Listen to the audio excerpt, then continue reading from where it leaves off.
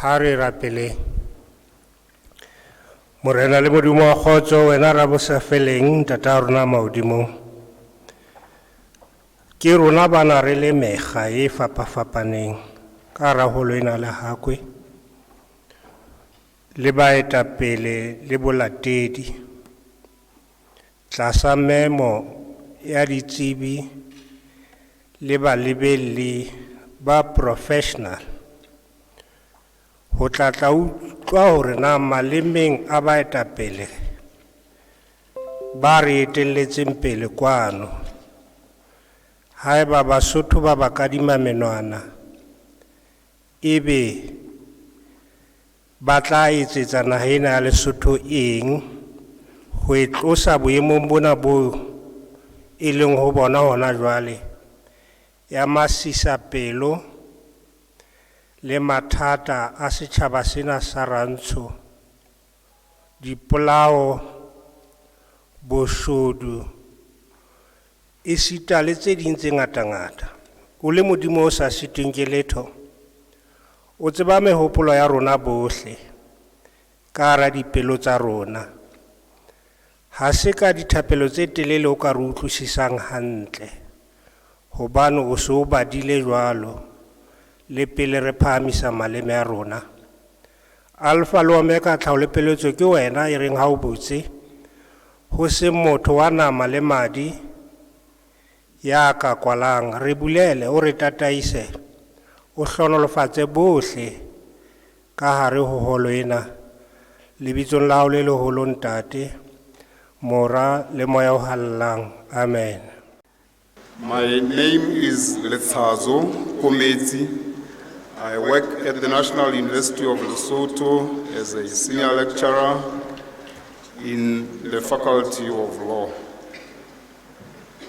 So before I even go any further with my duty tonight, let me invite Professor Kapa to come and outline what the purpose of today is, as well as giving us the background to today's event.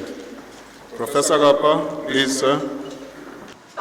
Thank you very much, Program Director. And please allow me to, on behalf of the committee that organized this important occasion, welcome you, dear President. We will not delve into issues of protocol, as the nature of this event is to debate in our environment, academic environment, we get right into business. But we may not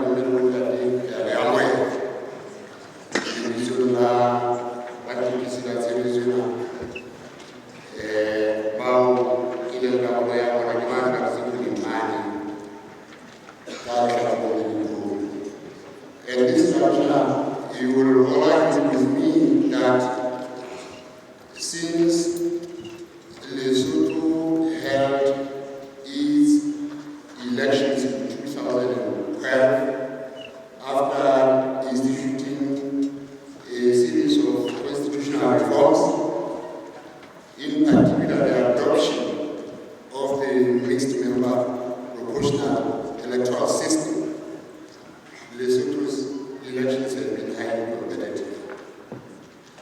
And aware of the competitive environment within which our political system has been, the National University of Lesotho has been organizing events of this nature since 2015. The idea or the purpose of this event has been and is even today to provide a platform for the parties selected here to outline their policy positions or programs on selected issues that we consider to be of significant national importance. And the audience of this has always been the National University of Lesotho students and staff, and the public at large, because they have always been broadcast live for all of us to listen. But what makes it different, really, is that we select parties which, in our assessment, have done better than others, especially in the previous elections, to come and talk about pressing national issues. And the choice of parties is not very easy, because they keep on increasing. The biggest challenge has been which parties to select out of the ever-increasing parties as we approach elections. You all know that today we have 65 of them registered guys to contest elections. So we have always relied on the performance of these parties in the last elections. And the other challenge is that the issues that have to be debated are many. Which ones do we choose to be relevant? That is our own assessment. We decide what to do. For this year, we have selected 6 political parties. And the criteria for selecting them has been twofold. Yes, those that have performed better than others in the previous elections, both in government and in parliament. We selected 2 leading parties in government and 2 leading parties in opposition in parliament. And we noted also that there are some new parties that have emerged whose presence cannot be ignored. That's why we have 2 other parties which are new in terms of them not having contested any elections. So generally that is the criteria we use to select these parties. And I once again, program director, having said this, wish to say welcome to everyone. So, this is how we are going to do the debate. There are 4 main questions that are going to be asked today. We have divided the discussion of those 4 questions into 2 sessions. In the first session, we will deal with the first 2 questions, and then return to finish up with the remaining 2 questions. In dealing with the first 2 questions, we have allocated 30 minutes for each question. In other words, the questions will come from that panel of Dr. or Professor Kaba. Please stand, sir. Thank you. And Professor George, sir. Thank you. Dr. Lindsay. Thank you.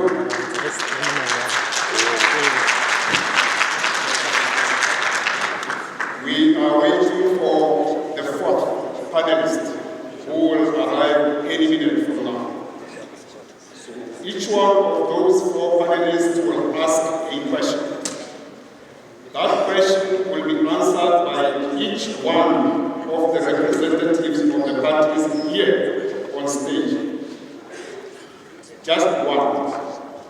As you can see, there's 2 for each political party, but one will be allocated 6 minutes to attempt or answer the question. I do not say attempt, they will answer these questions. So, a question will be asked by Dr. Dapa, for instance, and then the first party that I will call will answer the question. I will call the next representative of the political party to answer the same question, the next and the next until the last. And then we go to the next question. We follow the same pattern. At the end of this session of discussing these two main questions, we will have 20 minutes for the floor, more 20 minutes. And in those 20 minutes, questions will be asked from the floor and answered by the persons to whom the questions are directed. My job is to simply keep time. I don't have the clock with me, I'll bring it. But of course, I have seen over the years the maturity with which our leaders handle debates, and I expect to see the same today. Observation of time. Thank you. I will now invite the first questioner to ask his question. Dr. Gamba, please go ahead, sir. Thank you very much, again, Program Director. The first will have some short background to give you context, and then the question.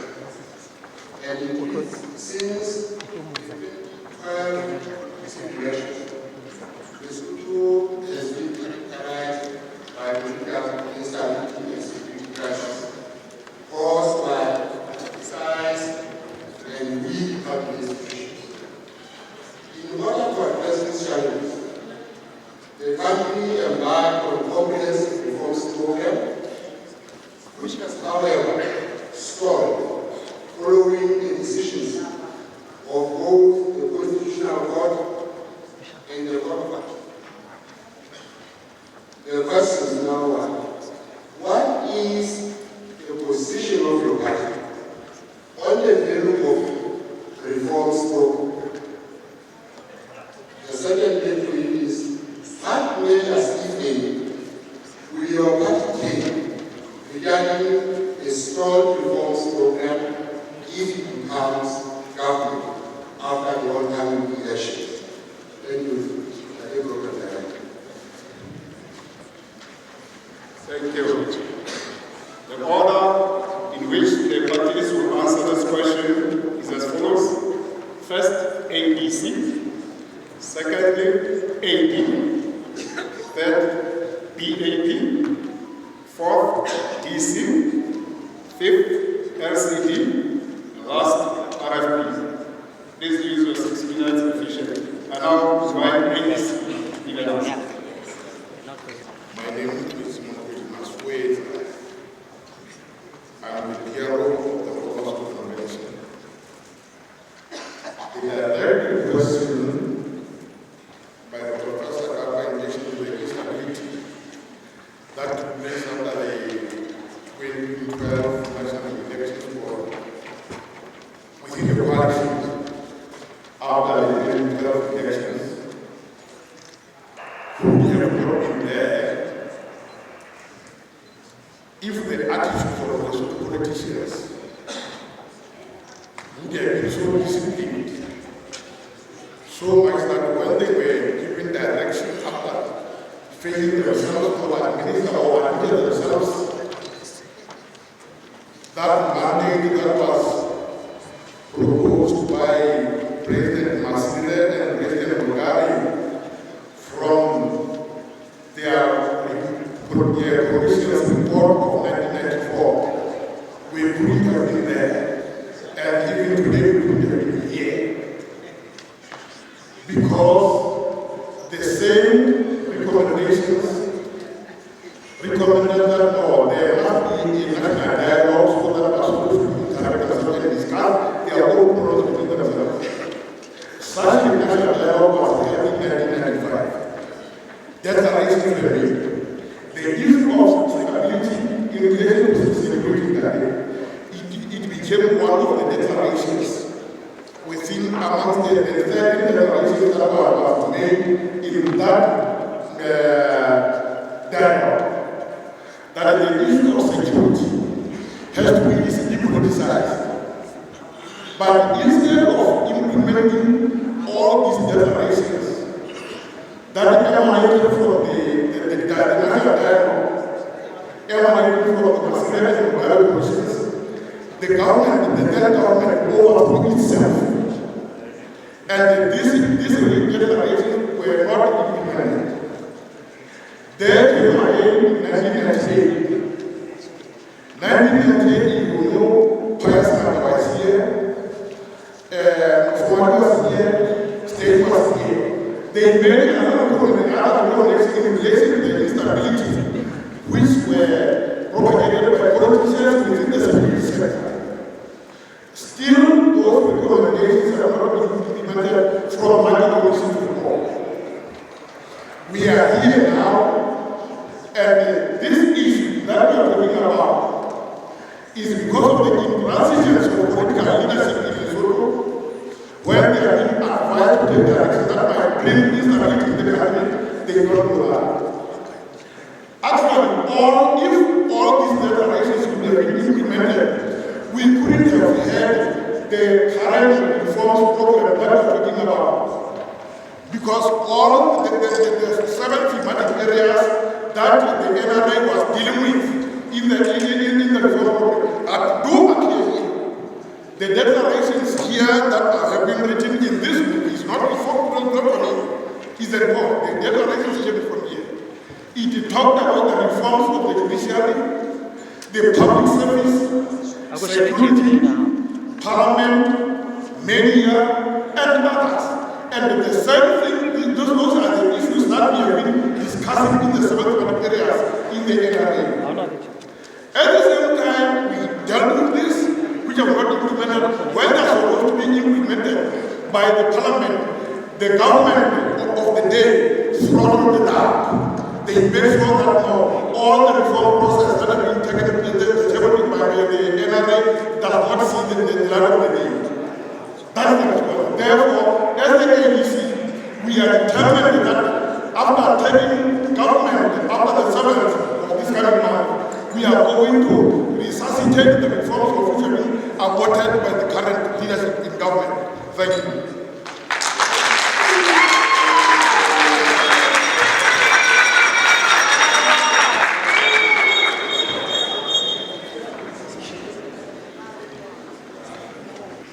Thank you very much, Master.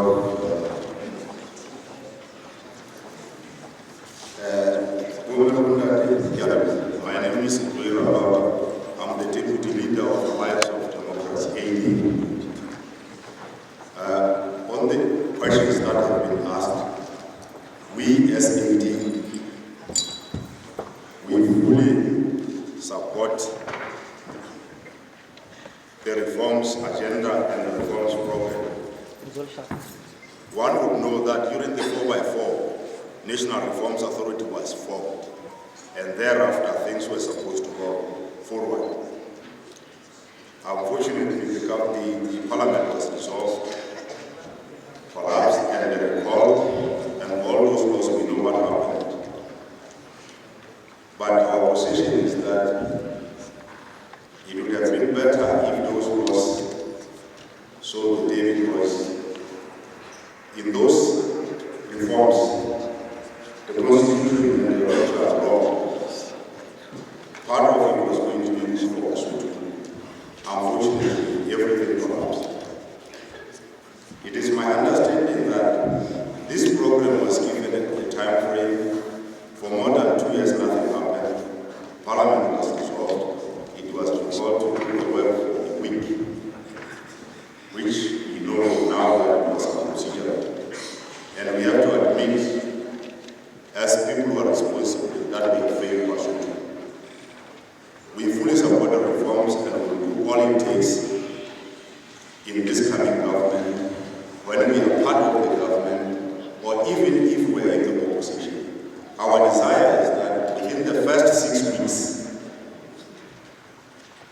after the inauguration of the new government, this past laws that were already passed by Parliament must be revisited and passed within the 6 weeks. And again, the next step is to have a smaller unit to drive the reforms, because if it is left in the hands of government, we know what will happen. Because if the reforms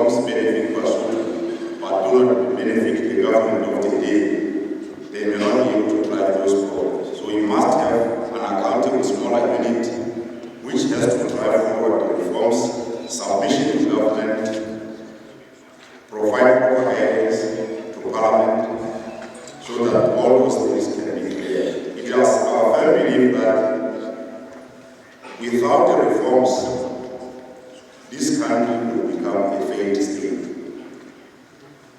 That is for sure.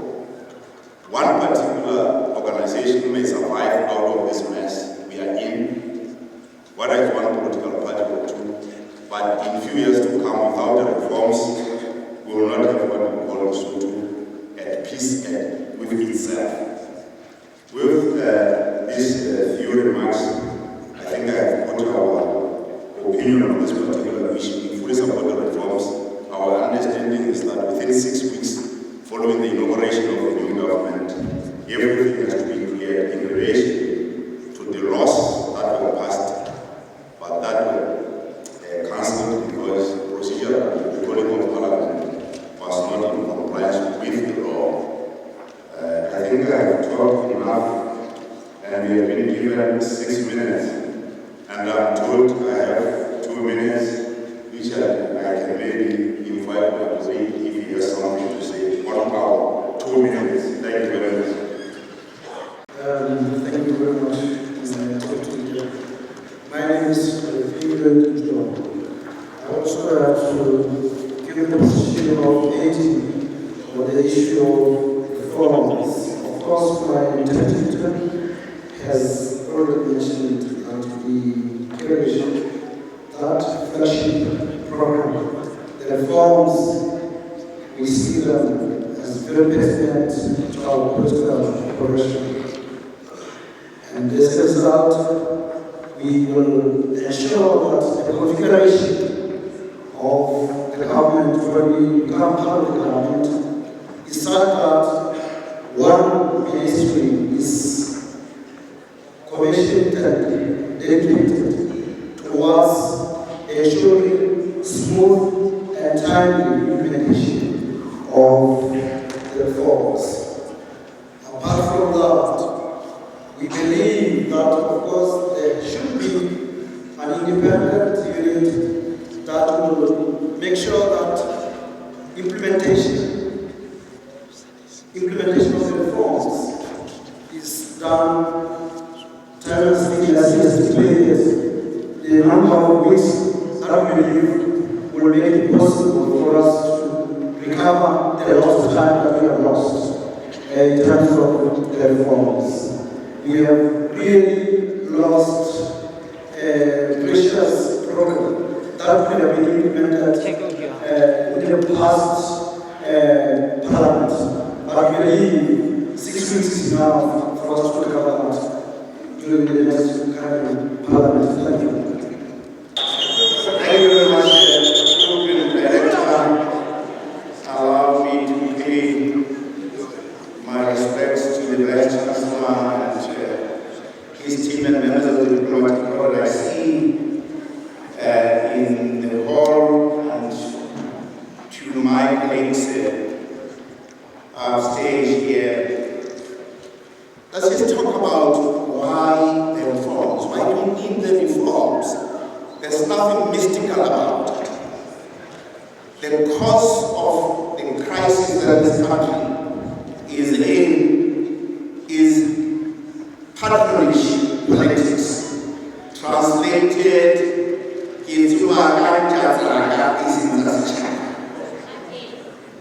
now, patronage politics has destroyed the professionalism of our public service.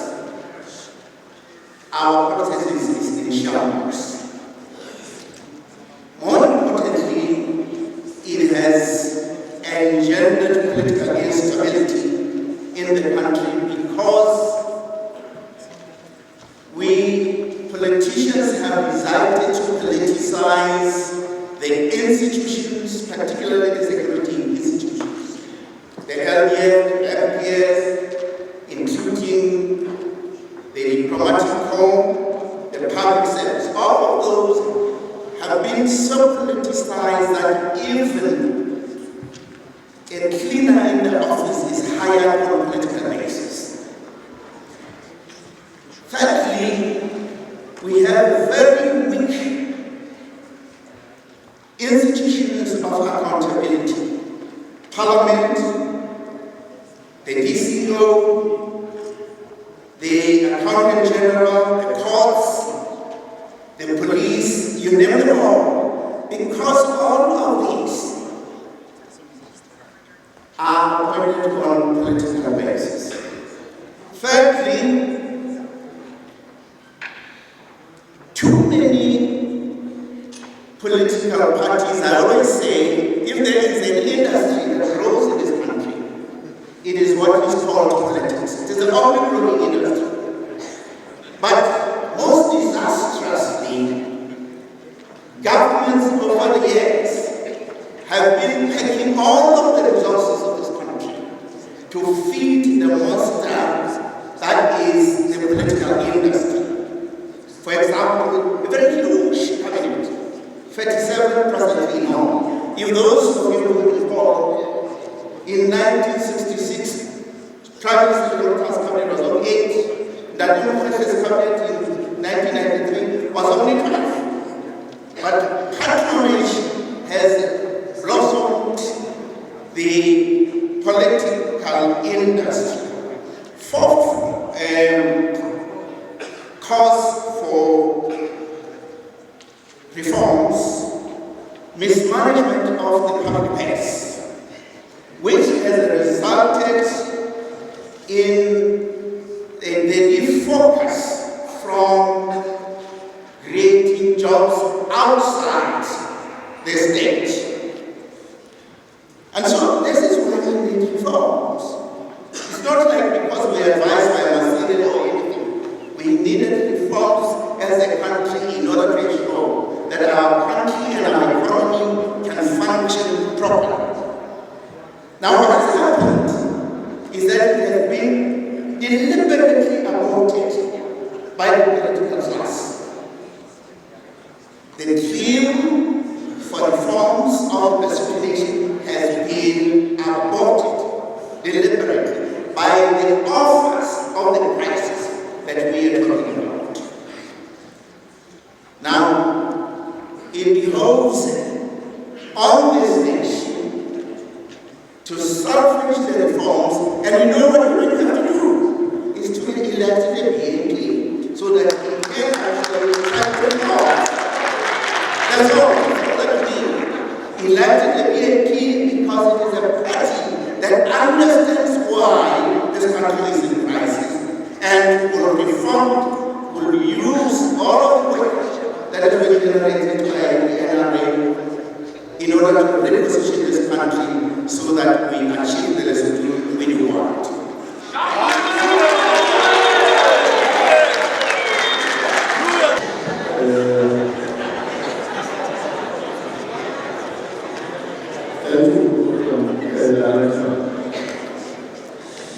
You have been asked a very specific short question. So I will also give the position of EC on the value of reforms themselves is that the reform process is critically essential for this country, more especially because it was decided to strengthen good governance, transparency, accountability of institutions of this country, provision of quality service delivery. So in that light, our stand as a party is that immediately after the opening of the Parliament, after the 7th of October 2022, the DC-led government will move quickly, strongly, decisively, and focus to implement the reform processes to ensure that the bill that was already passed, but however political challenge, will be defined, because the National Assembly has fought the laws that will enable it to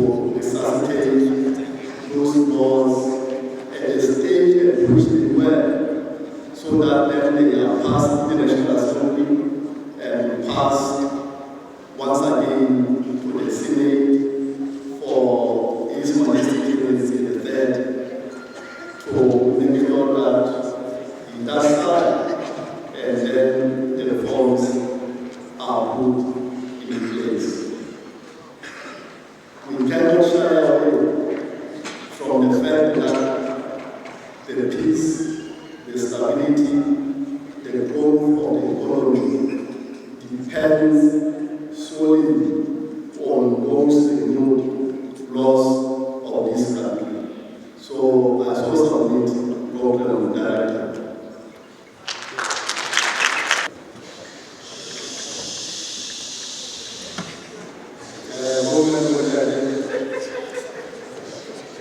Good evening. I'm not sure if I understood the question, but I hope I understood the question, but I will differ with maybe my colleagues here and there. You know, the question of whether the reforms have passed or not is a question that has been asked in many forums. And I happen to be in some of those forums. I know that the earlier experts in here, the one that they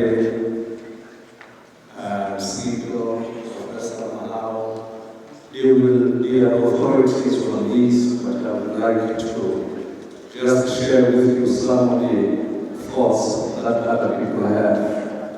Number one, these reforms or the amendments to the constitutions, some of them are the amendments which needs or which needed 2/3 on both houses. And after 2/3 on both houses, must go to the referendum. And those bills or those amendments, they don't get the royal assent before completing that process. So this therefore means that we do have those amendments, which whether one likes it or not, there is a time frame, I'm told, that is being placed by the Constitution that maybe within 6 months, those amendments which were doubly entrenched should be referred to the referendum. So that is given because it is prescribed by law. So there's no doubt, there's no question about it. Those who come to power must just facilitate what is in the law.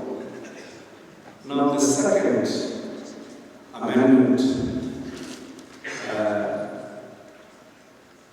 I know there are issues where there is still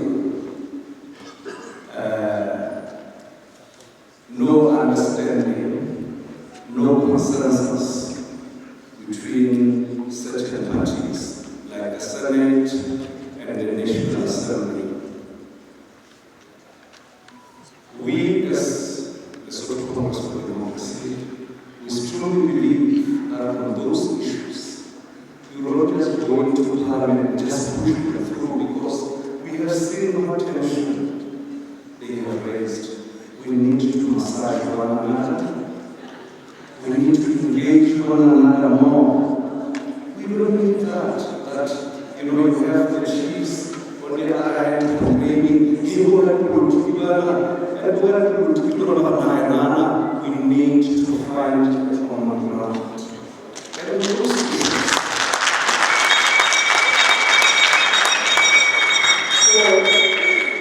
I would like to plead with my colleagues that we don't just rush those, because there is no purpose. They will just escalate tensions in the reforms. One of the things we would like to achieve with the reforms is to ensure stability, unity, better understanding, harmonious relationships. That's what we like to do. But there are also those issues where there is consensus. saying on those words, in the first speech, the speech from the throne, that should be included in the speech from the throne when His Majesty opens the Parliament, that be put as the legislative program, that the legislative program of my government in this year it will be 1, 2, 3, and those issues relate to issues that are crossing, flow crossing. We don't want to study as government. We need to be quick in implementing such. So this is our position in this, that we need to separate where there is consensus, implement them immediately. Where there is no consensus, engage further. That is our position. Thank you very much.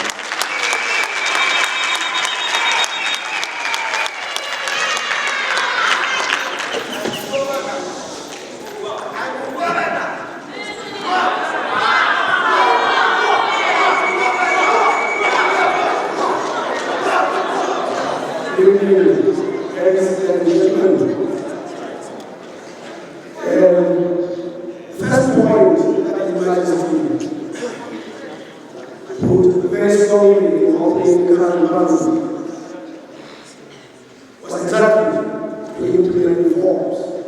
It was the first point that His Majesty made in opening the Parliament that just left. And His Majesty does not say things of comfort. When he says things like that, putting in place a policy for his parliament, it is because he himself has given us thought. It's also because his government has advised him accordingly. So I think that it was a deliberate choice on the part of Parliament not to prioritize the words of the head of state of this country. Instead, we moved in for politics and political advantage. You see that in politics, it's very easy. Anyone can be a politician. You don't need any qualifications. You don't even need to have done anything. Anyone can be a political leader in this country. Doesn't matter who you are. So politicians knew that if they had gone ahead with the necessary zest and passion to implement the instruction of His Majesty to reform this country, that would become one of the most serious impediments in terms of implementing some of the goals that they had for themselves.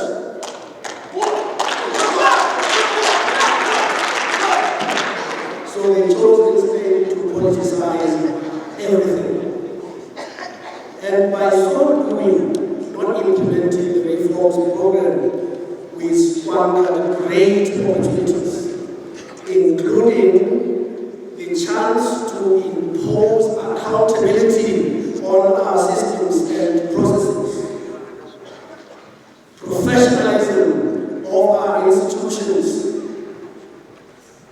economic growth for our country. We squandered the opportunity to make the judiciary of this country independent. The result, we have been a great disappointment to the nation. We have betrayed our development partners badly. We have betrayed the trust of SADC. And here we are, now debating the issue of reforms, which should itself be in the past now. We should be implementing a program of reforms. And lastly,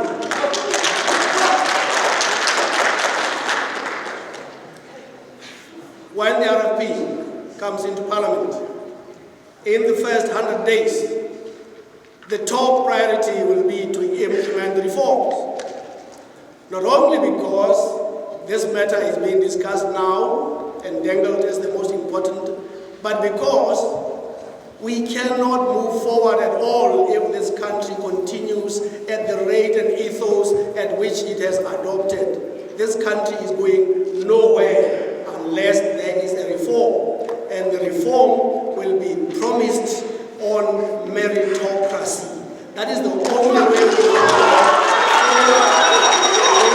choose the best people for the job. Look at people who have demonstrated success, who have illustrated that it can actually be done, not people who speak about it all the time. Thank you. Thank you very much. And I should thank the party representatives for helping us manage time the way they did. I hope they keep that up. The next question will now come from Professor George. Professor, please. Thanks, Director. The second question will be coming from the higher education sector. And the question has a background. Education is one of the most fundamental cornerstones of the development of nations. However, there has been a trend of intending to invest in higher education sectors by successive governments, leading to almost a state of paralysis in the higher education sector. So there has always been recently public discourse that all programs and irrelevant curriculum that is not responsive to the country's challenges. Now, the first question is, what is your party's perspective on the role of higher education in the development of this country? And the second part, what will your party do to ensure sustenance of quality public higher education if it becomes government after the 7th of October elections? Thank you very much. Now, the order in which this question will be answered by representatives of political parties is as follows. ABC will come first. No, BAP. All right? BAP will come first. Secondly, it will be DC, followed by AD, followed by LCD. The fourth will be RFP, and the last will be ABC. BAP, DC, AD, LCD, RFP, ABC. BAP, please. Thank you very much, Program Director. To respond to the first question, again, there's always a background. We are where we are in Lesotho as a result of a misplaced advisement that came from the World Bank and allied institutions way back in the 80s that said higher education was not a priority for Africa. We do know that the World Bank has since shifted from that position, but a series of governments that have come and gone have remained stuck to that very serious misadvisement which has undermined the quality and the role of higher education on the African continent in general and in Lesotho in particular. Now, in terms of what needs to be done, first and foremost, funding for higher education has to be boosted several folds in this country. Because there is no way you can develop a country without the motor of development, which is education in general, but in particular, higher education. So funding has to be boosted dramatically. I have seen, funding for NUL dropping over the last nearly 20 years steadily to the extent where NUL is poorly funded, more poorly funded than a high school in Ladybird. It's a shame. Secondly, fund research and innovation. Because without research, without innovation, there is no way you are going to lay the basis of industrialization in the country. This country commits 0% on research and innovation. BAP would propose the establishment of the National Research Council that would administer research funds across the spectrum of institutions that conduct research and innovation. Thirdly, manage better funding of bursaries. For far too long, the bursaries in this country have been dished out, not bearing in mind the development needs and priorities of the country. We, as BAP, would propose a model where the key disciplines that would drive the development of the country would be accorded full bursary funding, and as you go down the scale of priorities, you scale down the funding. In that way, you would be ensuring that you spend your resources in relation to the needs of the country. And in order to achieve that, we will completely close down NFBS as presently constituted and establish a corporate body that will be able to also leverage resources for funding our students from the corporate sector, for example, which has a role to play in higher education through what is called corporate social responsibility. We will not have this business where every time students every year have to go on strike in order to deserve their entitlements. And so indeed, this is how we would see the higher education sector. But also finally, we have a vision of a federated National University of Lesotho. The National University of Lesotho has to take the Agri College, the Lesotho College of Education, the NHTC, and the Lesotho Polytechnic, and make them colleges within the university in order to rationalize the resources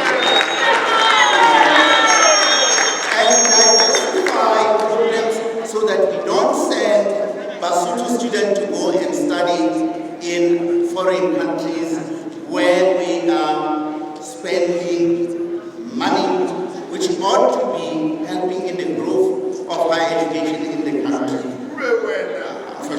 Thank you very much. Thank you very much, Program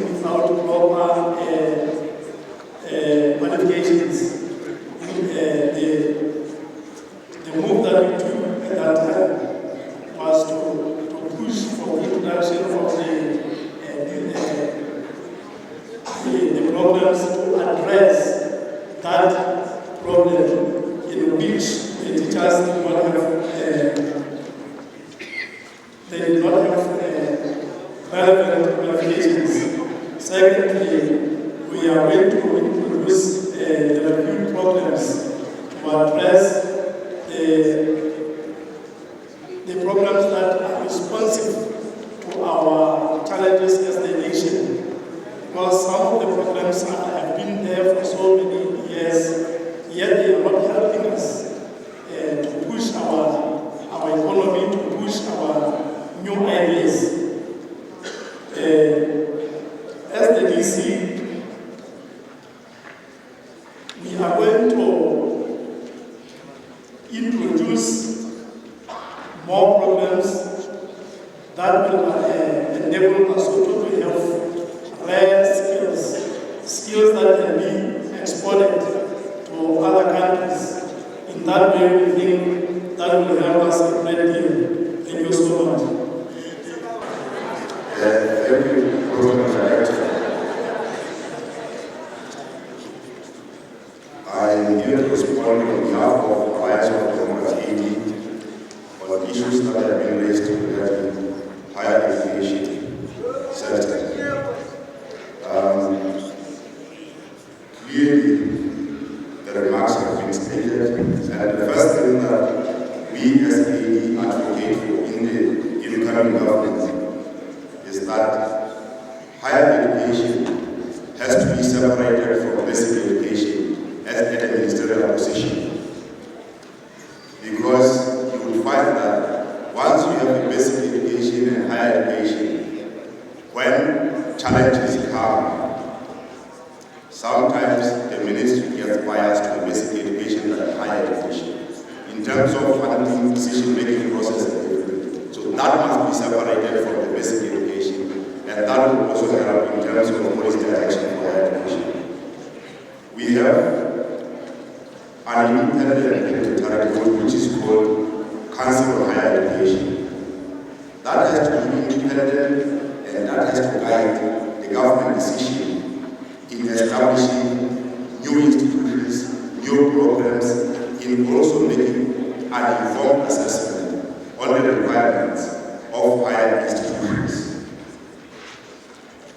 Other issues that will help us is the transparent funding mechanisms for the state institutions and the private institutions. How are they funded? Because for higher education funding to make sense, you have to look at the welfare of the staff. You have to look at the teaching facilities and teaching aids. You have to look at access to technology, access to teaching aids for the students, and all of these things have to be sustainable. There shouldn't be any political decision made on higher education without the proper advice from the leaders in that sector.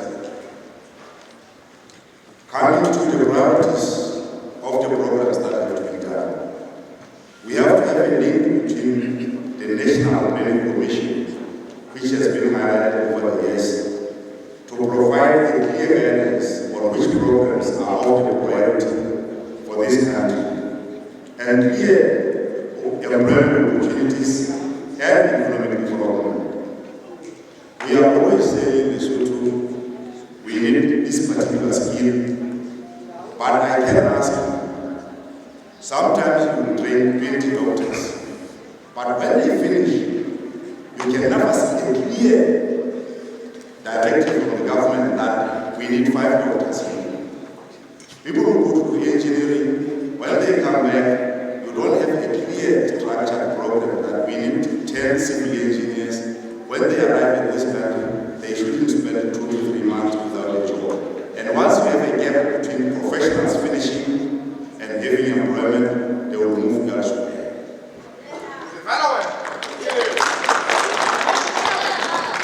So that means we have to train students, and as the government said, this year we need 5, and then we have to make sure we have those. When we come to National Development Secretariat, as it has been highlighted also, it has to be an autonomous institution in order to function well. They are dealing with over 700 million. And as a government department dealing with 700 million, you can't be efficient, whether we like it or not. It has to be autonomous and adhere to policies and do what we want it to do.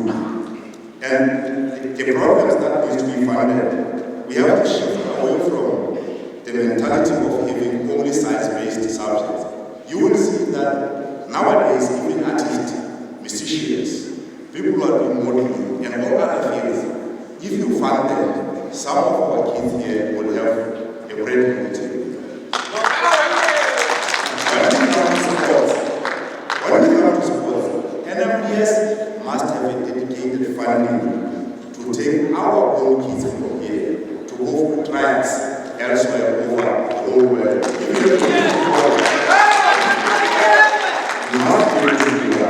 We must have agreements with other countries on exchange programs for our students and everything. Last but not least, all major infrastructure development. A good example is also Highlands Water Project. When the Highlands project was done, there was a clear training program for our students. They would go to school, after that they would get a job at the Highlands. So every major infrastructure development must have a component of training and assurance of employing our own students. All of these things, if are done right, you will always see that Lesotho, in terms of giving opportunity, even our Chinese countries, will get something. I think with these few words, it looks like time is up, but I think in future, going forward, higher education has to drive the economy of this country.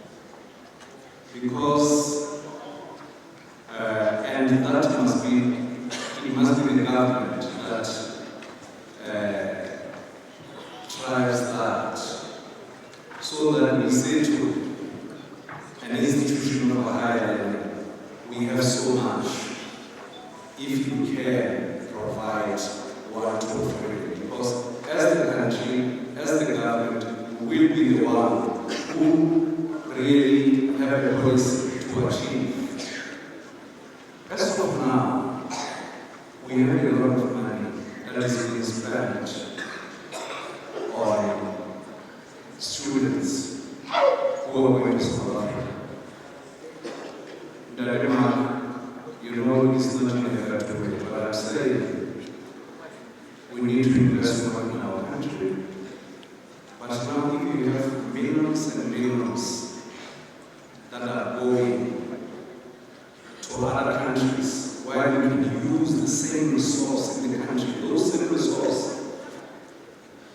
can go a long way in developing the infrastructure of our institutions in Lesotho.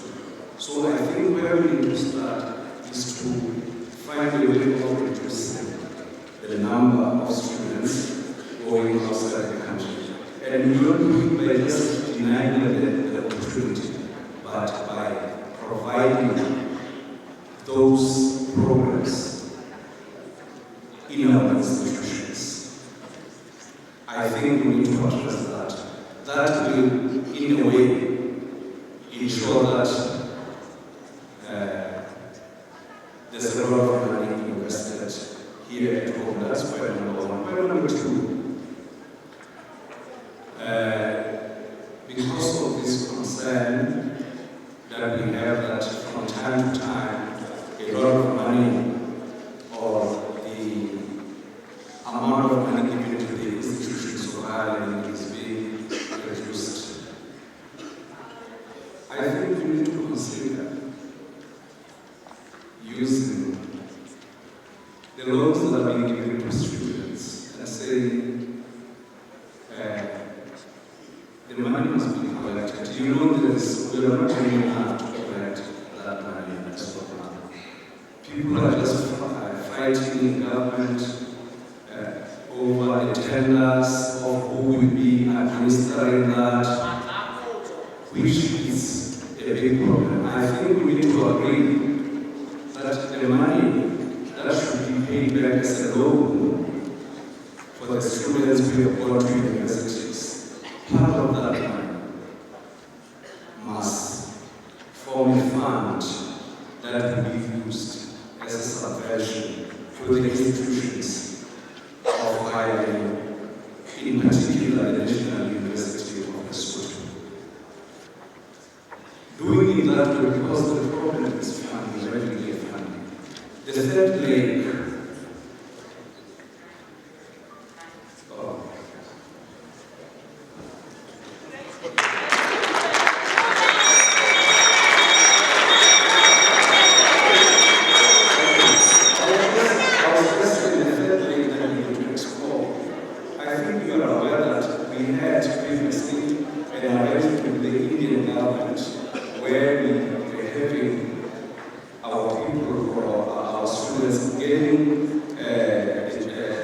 getting programs from universities in India through,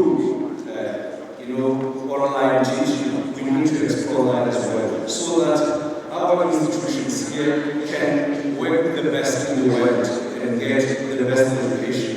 Thank you very much.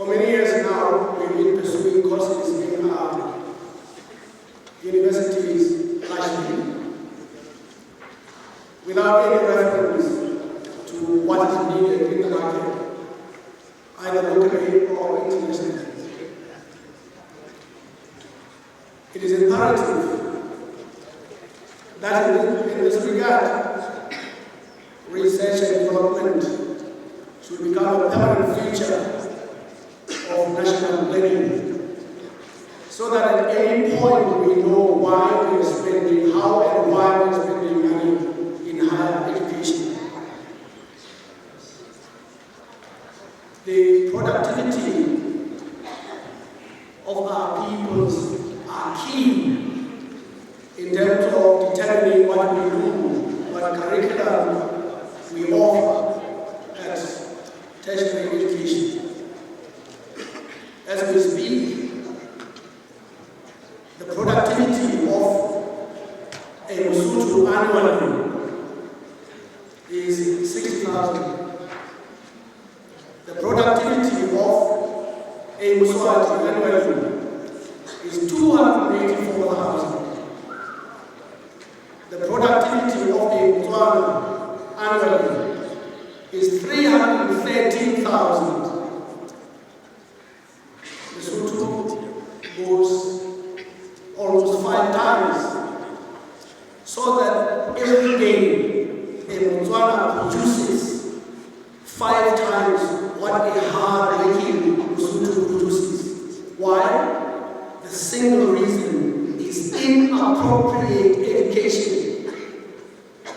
Our people are not prepared to produce properly, even if they work hard, because they have not been prepared properly to produce.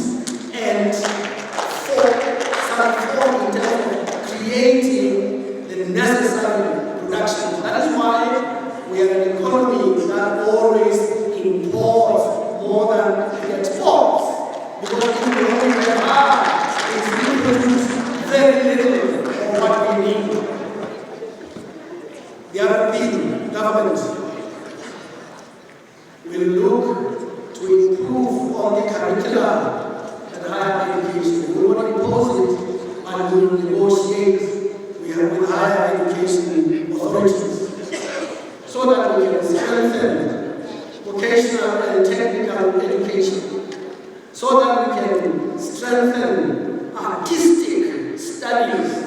We see right now we are using this equipment. I doubt that anybody has been trained in any of our higher institutions to use this materials properly and effectively, so that we don't have to import experts from other countries. Our children are very talented in terms of arts, movie, acting, and other arts. These curricula are not being offered. This is what the market needs now. This is what the market consumes now on a daily basis.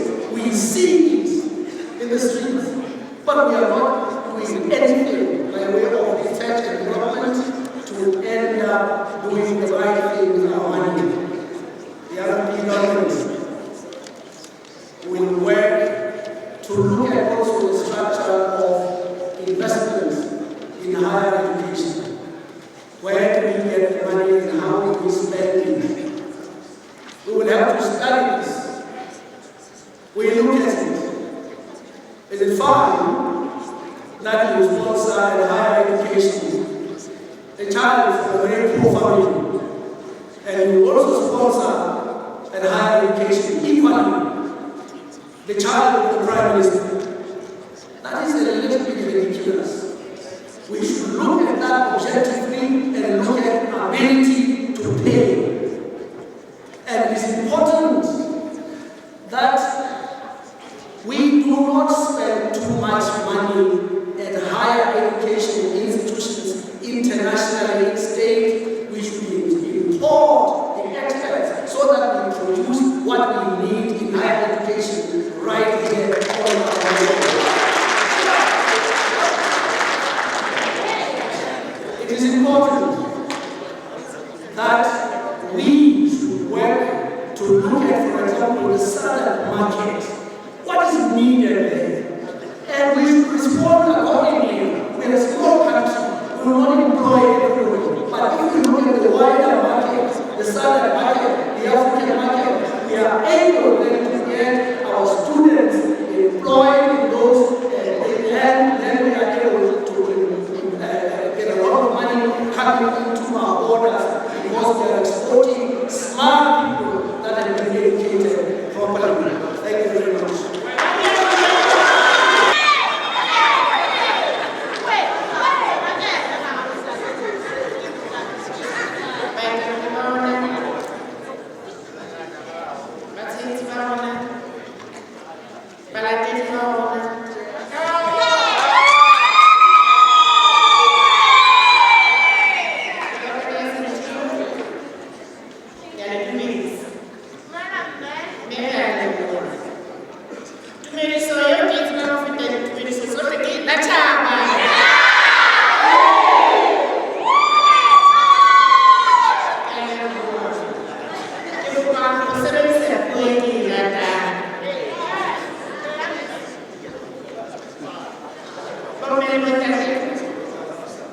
University is the only institution in Ghana, Muso.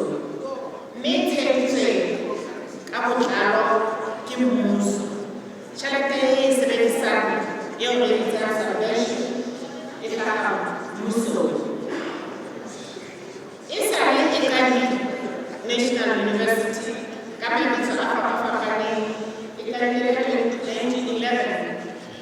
Silimo, Cecil, di Parata Papana, di Aiti. Silimo, Cecil, Bopulo, Papatia, Hello, Chocomelo, Yamaka, Yaha. Impatient, Wanana, Inze, Ibufa, Isaga. Musawa ABC, il est biso, donc ABC.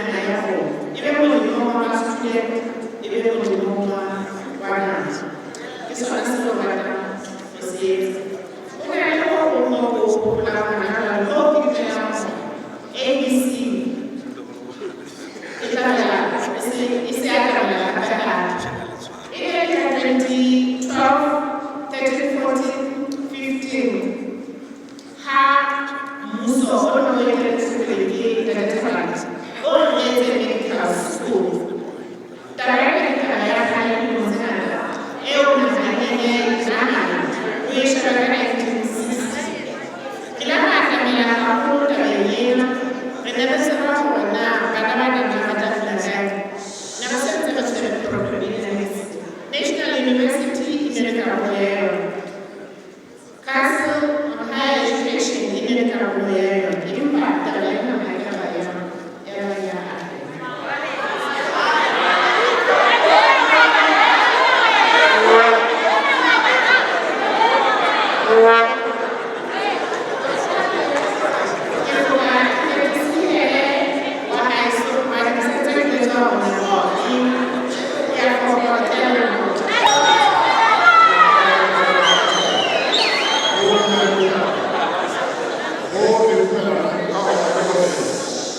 The National University of Lesotho is underfunded. The problem with the matter is that it buys the books abroad which are in dollars and pounds, but these subventions always declines by the government. The ABC's intention is to come up with a different strategy that the institutions of skills training that has been built by the mining industry in high school. Merwalen Technical School, TSL, Tabatega, Wiki, those institutions have to be funded so much that these people that we are hiring to wire our own houses, Kabatagas, those people have to get skills there. The skills development in this coming government from after the 7th is skills development oriented government. Therefore, as the ABC, we understand that now, that this system of education that does not respond to the economic needs, it won't assist us. We have to come up with a strategy with the education programs that addresses the economic needs. I thank you.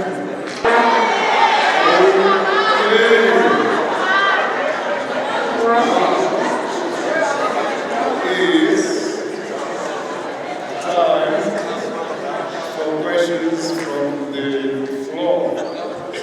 We have 30 minutes to take those questions. I will be the one pointing at a person who wants to ask a question. Asha, please get hold of the mobile mic. So I will take the first. May I have your attention, please? May I have your attention? Let's make this run as smoothly as the first part of the session, okay? We are asking the usher to be ready with the mic or mics, and we'll take the first 3 questions, allow the questions to be answered, take the next 3 questions, allow the answers until we complete our 30 minutes. Now, can I have the first 3 questions? I will take that question. What's your name, sir? Mayani. I'll take Ma. What's your name? And you, sir, at the back with the yellow cap. Right. Can we get the mic to Mayani, please? Please go ahead, sir. Thank you very much. I would like to thank our fellow leaders who are giving us important information. I would have liked, or rather loved to have asked the DC leadership a question, but unfortunately he left. Nevertheless, I will direct my question to the RP leadership. My question is brought about the issue of incompetence. What is it that the RP government is coming after the Senate will do to ensure that it eradicates the incompetence of government that we have seen? The first topic that has been debated here is the issue of reforms. And the main reason they have failed is because of incompetence. Our federal government MPs were incompetent to the extent that they did not complete their work within the given time. They had to think on the government which we cannot allow. What is it that the other government is promising us to do with incompetence? Because we already have to solve them.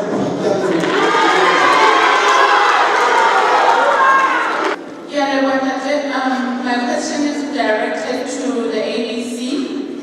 I hear them telling us what they are going to do when they become government, and they are even telling us what they did not do when they were still government. The ABC is government, it has a prime minister. What stops them from implementing these things that they are talking about, really?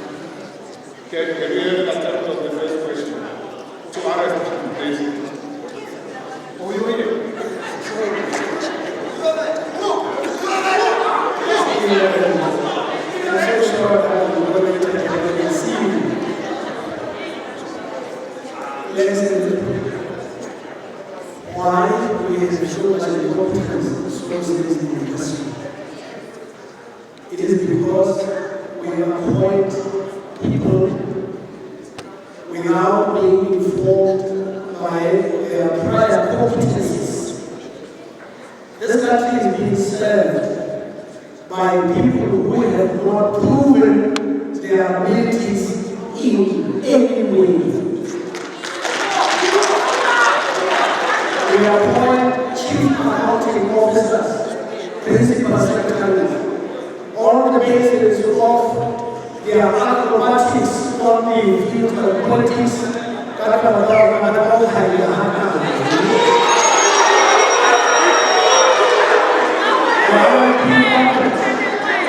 RT government is now over famous for the use of the word meritocracy. Government is led by merits. Business will not be appointed for any other reason.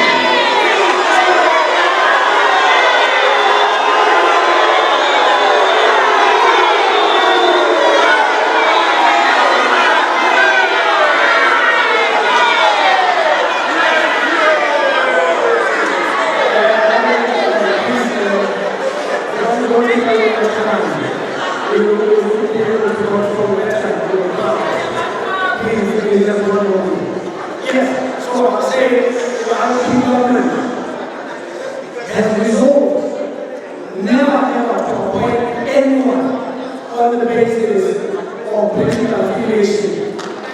People will be appointed on the basis of the fact that they have proven themselves.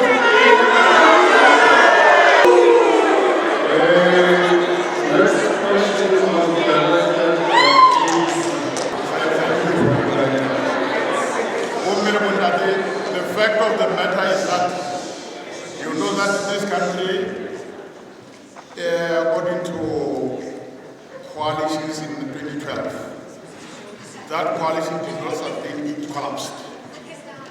2015, there was another new coalition. It collapsed.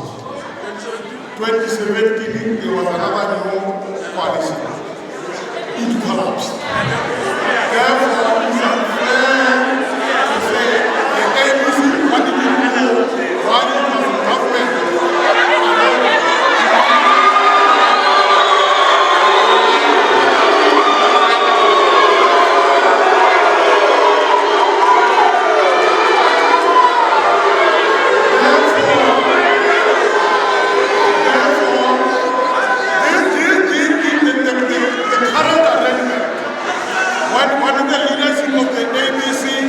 Decided to withdraw from this because the leadership of the ABC saw that the current leader is no more pushing the agenda of the ABC.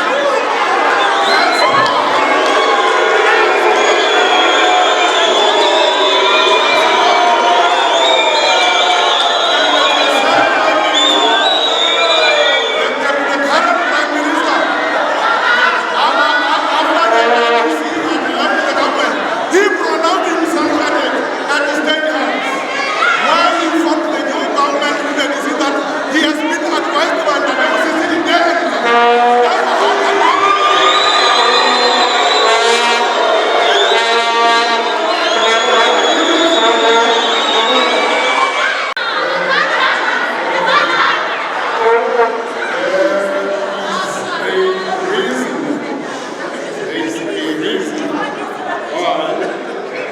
This forum today is run by the National University of Lesotho. We are very much interested in the questions and the answers from the university. So we will help to minimize noise so that we can hear the answers as the hosts. And then, of course, for everyone else. We now come to the third question, which I said will be answered by every representative because it was directed at everyone. I will invite the first speaker in this line from here to the end to come and answer the question in 1 minute. Thank you.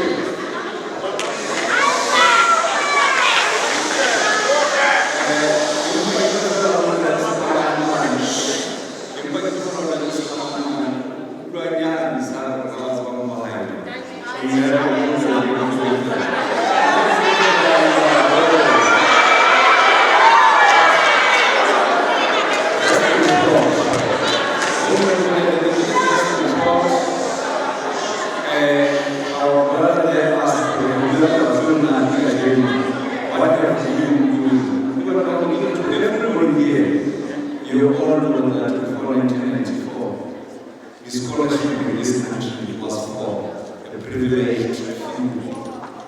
It was only after 1993, and to me, I'm saying, yes, maybe the name, maybe privileged few might not sound good, but I'm saying there was a little investment in that regard.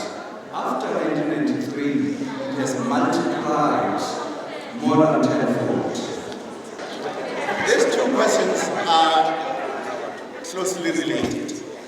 The issue of incompetence and the challenges of funding the university. When I was Vice Chancellor, first the university was funded at around 112 million a year. By the time I left 4 years later, it was founded at around 90 million. So it was steadily going down every year. And all of these parties that I ranked here, they were in government throughout that period. Now let me tell you, we're talking about diversification, designing new programs. Let me tell you, hardly appoint about two bars and the government through Parliament has established an institution called the Council on Higher Education. And the Higher Education Council is the one that approves all new programs. But it will make a condition that before you can run a new program, show us the money. Show us the money. And if you don't show the Council on Higher Education the money, you will not be allowed to run that program. All the time, NEL and other institutions design new programs, but there will be no money. As a result, they will not run the new programs. And then we have politicians, but it is because you appoint politicians who are incompetent, they don't know what they are doing.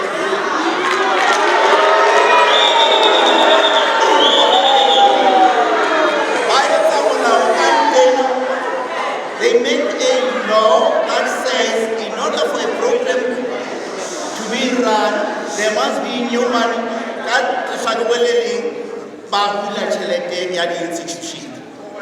So you guys, you know what we have to do in order to ensure that the university and other institutions can diversify programs so that we don't send students abroad.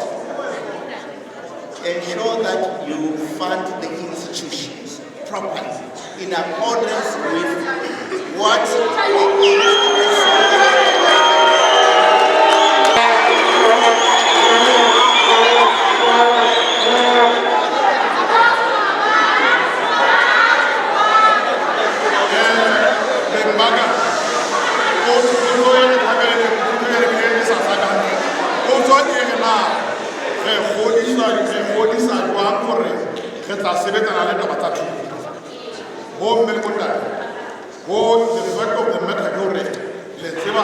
this country of yours, the IMF and the World Bank has been crying for about the wage bill. The money that is supposed to be dealing with education and the other needs of education is being used for per diems and other things.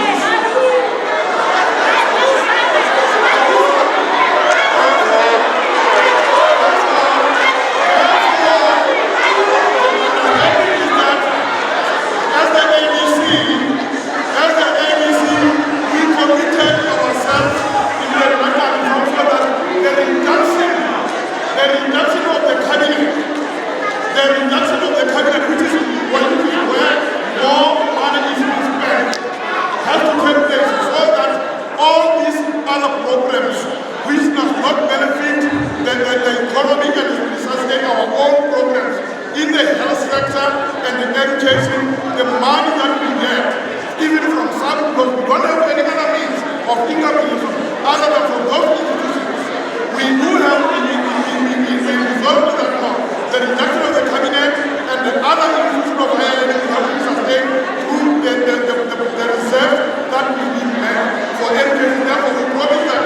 the education will be taken from in our incoming government.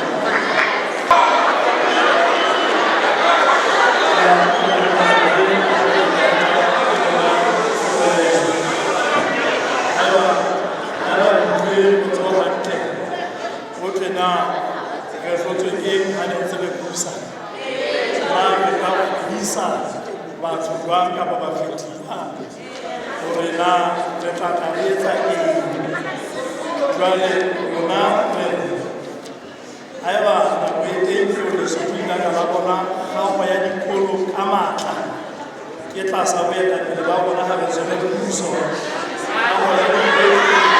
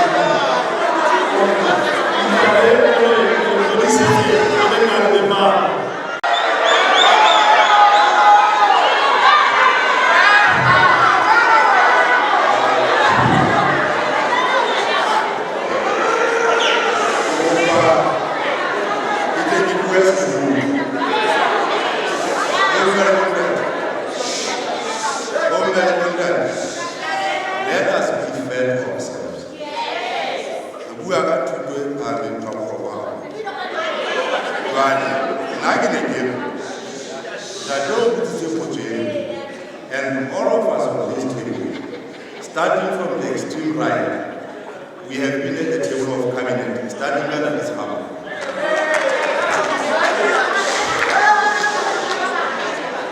I can tell you that you're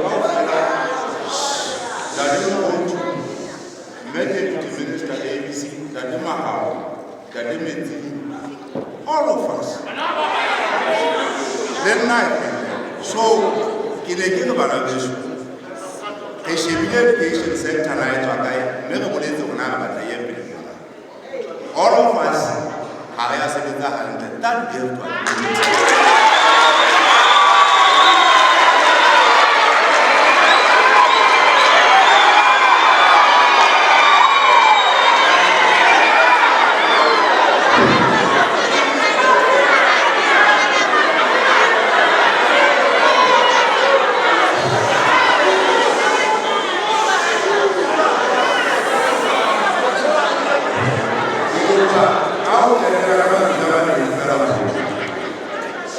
the future of higher education is in the hands of the leaders without blaming anyone.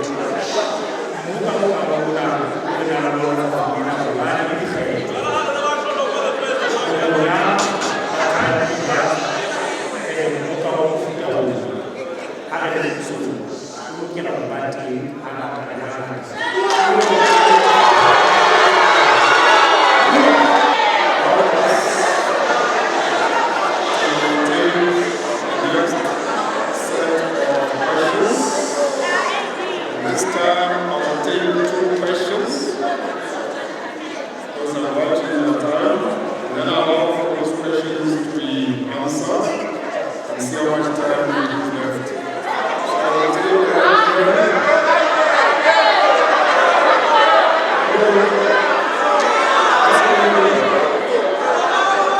Isa ba tsa rona ke bue ka hore ha o fela nako ya hore thuto kapo dikolo tsa thuto e phahameng ha o tloha ha o qoleha level is underfunded. Ka lehlohonolo Professor Musa wa hao o tsamaisana le campus. Jwale ke batla ho botsa baetapele ba ka mona re utlwisisa eng kapo motho wa hore university value o fena hobane ka dilemo tsa hae ka matsatsi a hae ha o qetela o ile a theha company e bitswang Group Holdings eo ka yona e leng e le asset managing company eo e manela di-asset tsa university hore ka hara diresa o baithuti ba dulang ka bobedi Patalana, 600 1.2 ka kgwedi e le logistica complex mona moo meaho ya eno e engwe ke company eno e le ntela e collecta tjhelete moo qetellong ya selemo e ya dijela hore re collectile ka tshebetso ya yona selemo sa pele e di loss ya 1.5 billion.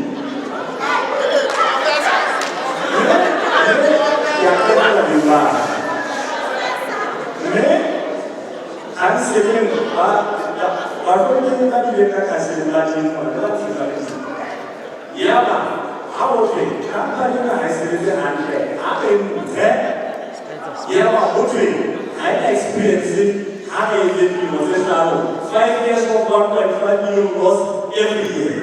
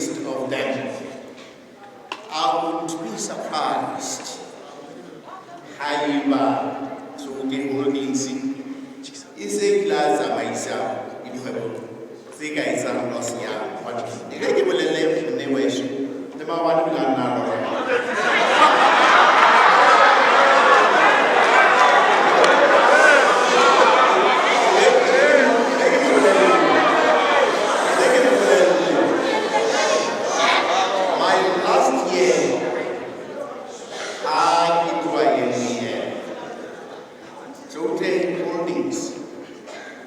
not taken over the running of Sifika Mall. Sifika Mall was run by an independent company that was based at Pioneer Mall. And the idea was that it was going to be taken over by Dr. Holdings.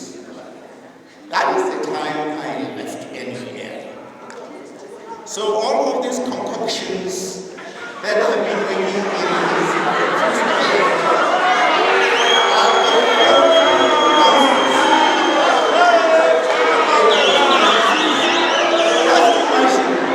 just imagine a university that is funded at 90 million a year, making a loss of 1 billion a year. Does it make sense? Does it make sense? Now, those are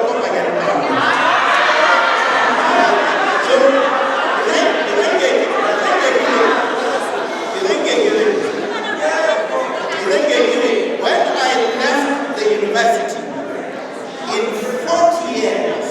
in 40 years, that was the first time the university got unqualified audits. In 40 years, young men, in 40 years, the thing the point which was raised by my colleague, Professor Rapapa. Professor Rapapa was a minister of education, and I approached him as a vice chancellor to talk about the funding of the NUL. I got zero. I was advised to go and talk to his leader, Honorable Muleleki, who was then Deputy Prime Minister. I was perplexed when Mr. Muleleki says to me, you know, this issue about funding NUL, I have a nephew of mine who teaches at the University of Pretoria. I would want to invite you together with Professor Rapapa, retrograde funding NUL. I said, what is happening?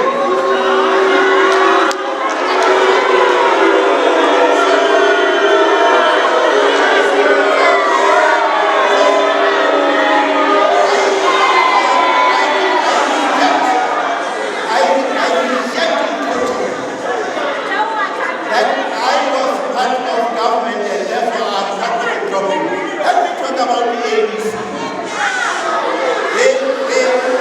I approached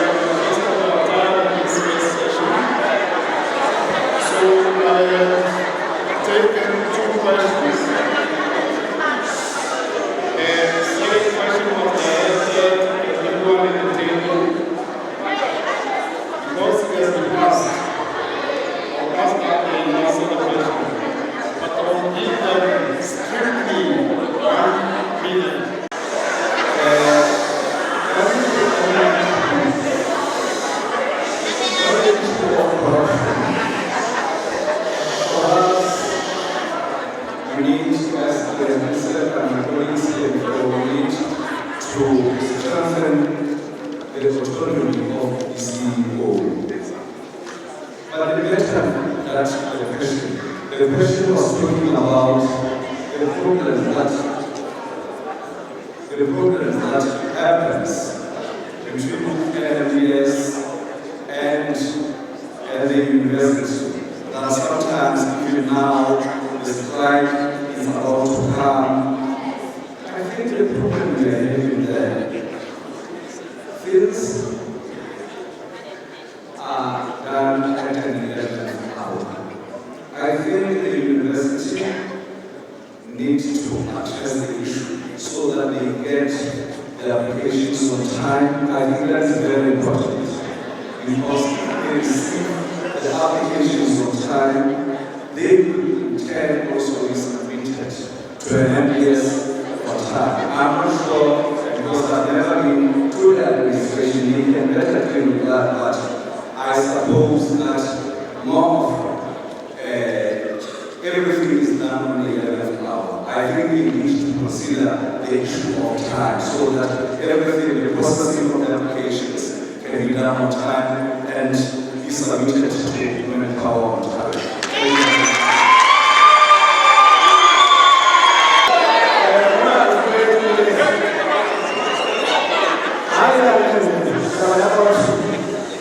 Thank you.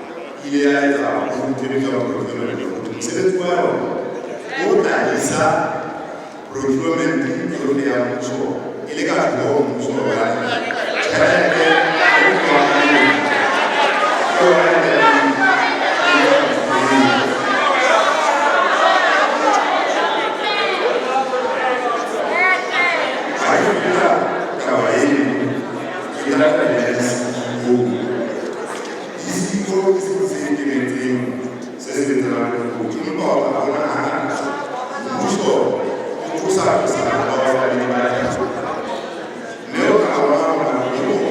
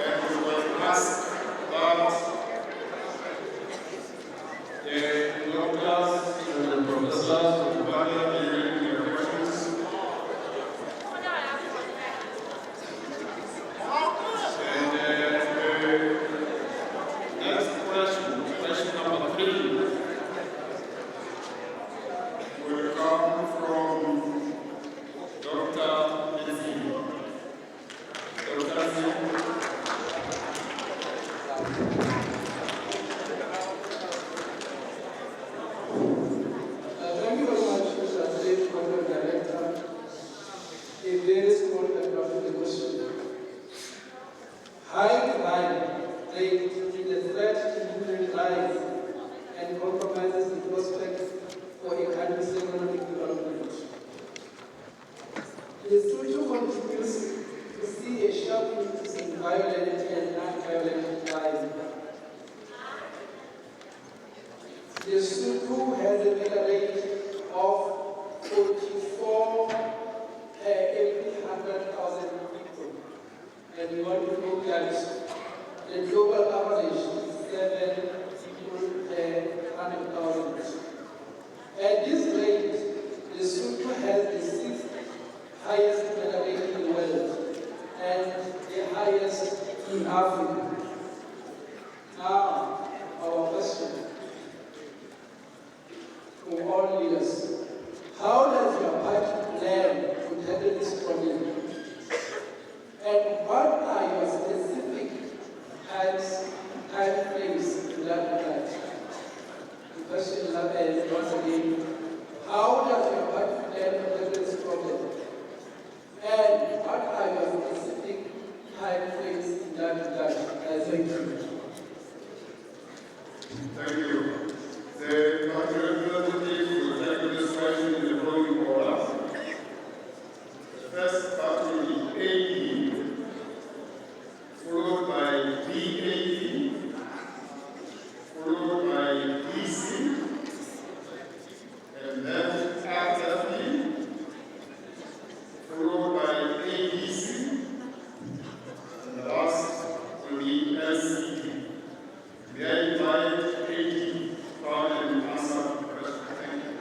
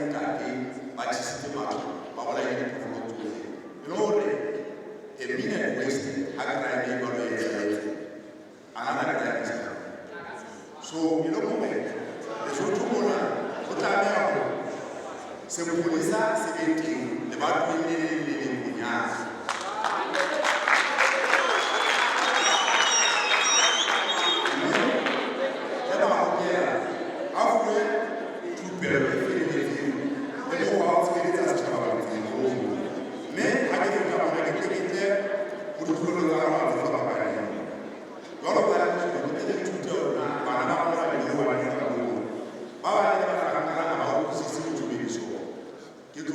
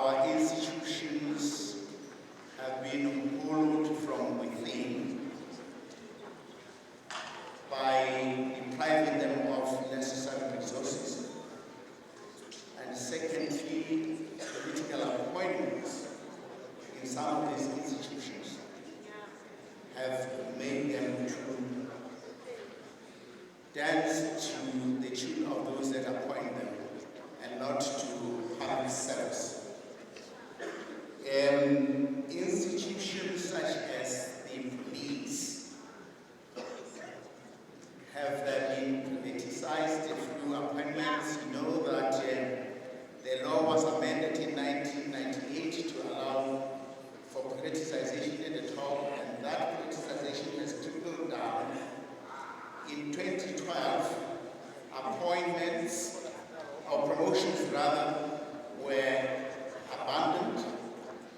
essentially the promotions that take place in the police are via political patronage. Marina also have been followed from within, and as a result, they no longer have enough authority to exercise their role as peace officers in their communities. Our investigative machinery is poorly trained. Just next door to where we are, you have what is supposed to be a forensic laboratory. But that forensic laboratory has not been working for years and years, such that when you need DNA testing, you have to send the material to Pretoria or Port Elizabeth, where they will queue after South African processes, and it takes time and a long turnaround. The PCO, instead of fighting crime, has essentially acted as a defender of crime. I don't know that for a fact. The courts of law, first of all, they have been deprived of resources over time. Appointments up till when I intervened were always political. And several courts in the country have not been functional for years. When I went to Kachasne, I found that the Central Court, the only Central Court in the district, had ceased functioning in 2015. A magistrate court at Hamahali had ceased functioning for more than 3 years. And we do know the complaints of the judiciary about the resources that are not provided to them. So, institutional hollowing is one of the reasons why we have lost control over crime in this country. The second element is a very weak and outdated legal framework, and also disrespect for existing laws, always cascading from the political authorities and naturally ordinary citizens taking a cue from them. And we also have an outdated penalty regime, so outdated that somebody can commit a very serious crime and you'll be sentenced to pay a fine of, say, 100 and so on and so forth. And therefore, it is not, the penalty regime is not effective at all. The other cause is the flood of illegal firearms that are everywhere in this country. And we do know that some of these firearms are actually looted from the armory of the police, apparently also from the army, and they end up in wrong hands. So, the BAP strategy is, first of all, strengthen all institutions that have to safeguard peace, the rule of law in the country. From Marena, Mahukela, the police, professionalize the police, provide them with adequate capacity to be able to discharge their functions, increase the number of our police force. I'm told presently it lies at around 4,500. Given the incidence of crime in this country, we probably need a double size of the current police establishment in the country, and also police stations that have to be spread around at strategic areas in the country. Capacitate the laboratories so that it works. Mount agree with our colleague, they have to be deployed in our villages so that they can preempt those who are planning to commit crime. strengthen and professionalize the prosecution, because also the prosecution has served as one of the corrupted institutions that led the suspects scot-free. Strengthen the legal framework, particularly bail and witness protection. Incidentally, before I left office, I had drafted the bail law. I don't know why it hasn't gone to Parliament. I had drafted the witness protection bill. Fortunately, that has passed through Parliament. I don't know why the other one is still hovering on the minister's end. And let's strengthen the penalties and embark on an aggressive fight to remove illegal firearms from the hands of those who don't deserve to handle it. But also the young generation. We still don't appreciate enough what the scourge of HIV and pandemic may have done to our society. You have young people who have self-raised because they've lost parents on both sides, and therefore they never had proper parental guidance. What we propose is that there must be a national service where young people must be inducted in patriotism, they must be inducted in the respect of human rights, and they must be given life skills so that they don't readily resort to crime as a way of living. And I still think that we have to declare Umatsi on some of the serious crimes, such as the murder rate that has given us this dubious distinction of being the third most ranking crime capital in the world and the first country that is the African capital.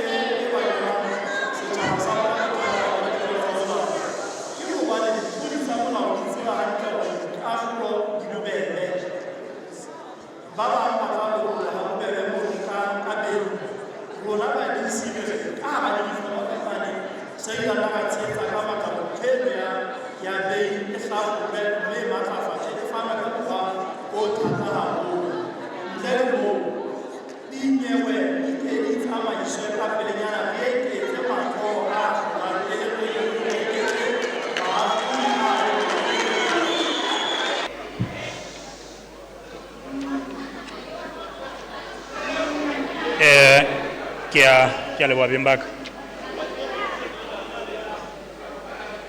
Bomme le bontate, dipatlisiso di re naha ya Lesotho e ho 68.47 ya crime rate.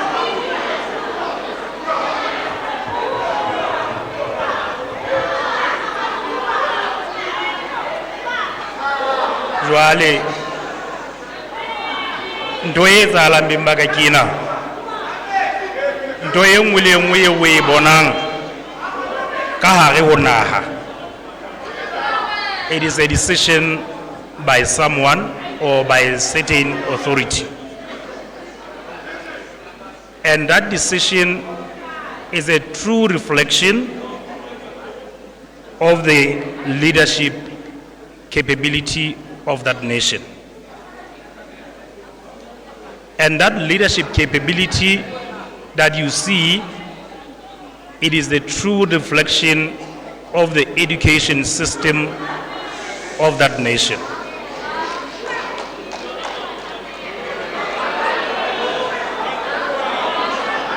So why 68.47 crime index?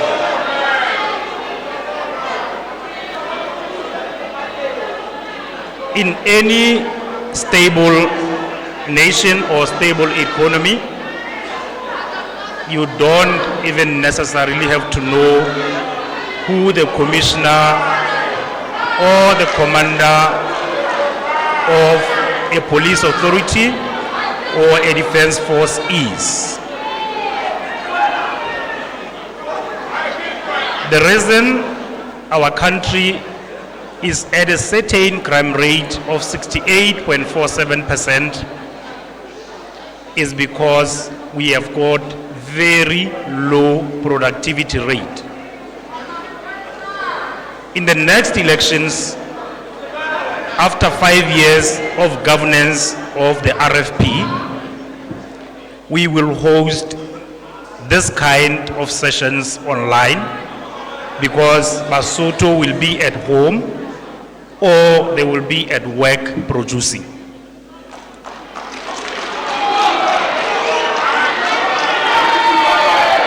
So the main reason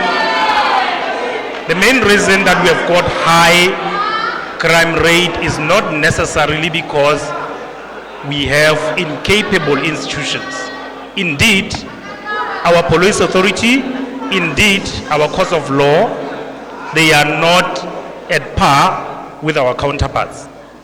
But the main reason is our nation is not producing and we cannot offer enough employment to our citizens. So why is the RFP government, or what is the RFP government going to do to solve this problem? The RFP government prioritizes production and processing to meet our demands or our needs as the citizens of this country. So, if you have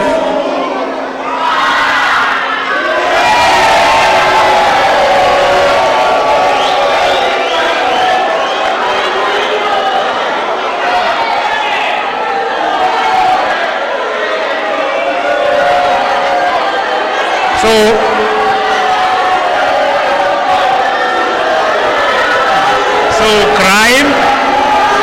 crime is not a problem for this nation, but crime, it is just a symptom of the real problem. The real problem of this nation is productivity rate, which is low. The second priority for the RFP government is to depoliticize the security agencies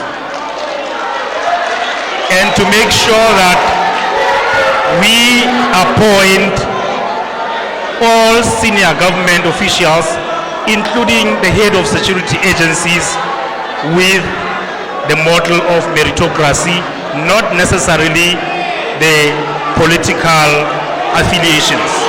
I thank you.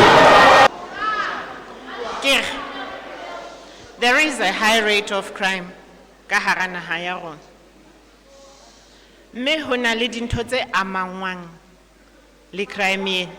Jwalo ka tlala, bofutsana, tlhokahalo ya mesebetsi, ke tse ding tse bonahalang di kenya letsoho crime-eng. Pusong ya ABC re itukiseditse hore re lwantshe bofuma, re lwantshe tlala ka mofuta ka boemo bohle bo re nang le bona.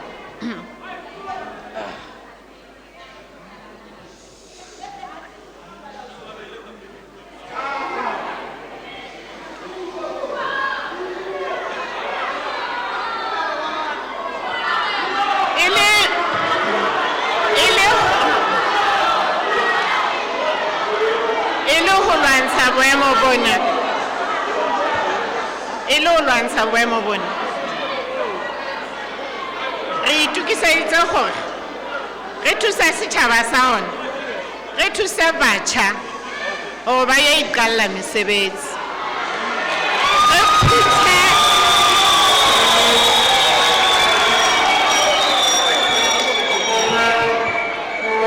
Ho na le batjha ba bangata strateng mane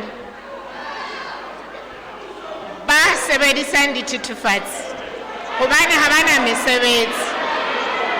Ho na le batjha ba bangata ba sebedisang dithethefatsi kapa jwala hampe hobane ba hloka mesebetsi.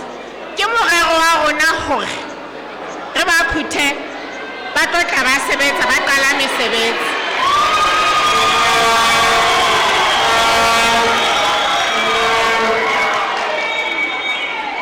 Taba ya crime, tsela eo re tla re etamela ka yona ke hore prevention is better than cure. Re tlameha hore bona re nka mehato yohle ya hore crime e ska ba ya etsahala. Empa crime e seng e etsahetse, re matlafatsa mapolesa a rona, re ba fa di-resource, re ba fa dikoloi, re ba fa dipono,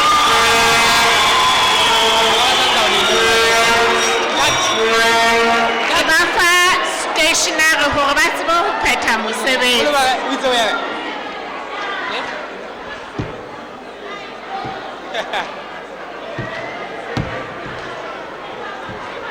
Crime e nngwe e re dudisang ha bohloko re le setjhaba sa Basotho ke boshodu bona ba diphoofolo, bona bo etsahalang metseng kwana moo setjhaba se leng hona teng.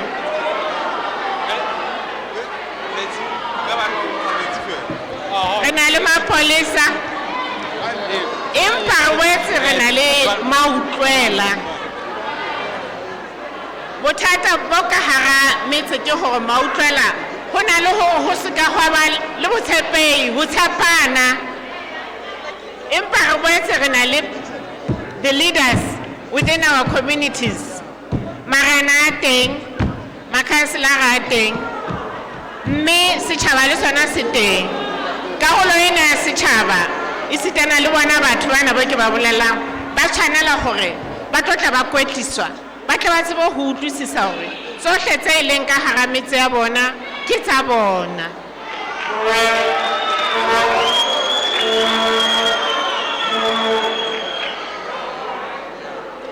Taba ya ho qetela ke ratang ho bua ka yona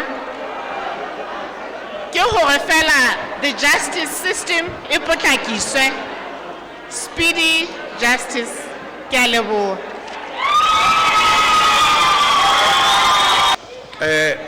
Bondat, on the issue of crime, the position of LCD on the issue of crime, I think we are going to tackle it from two perspectives.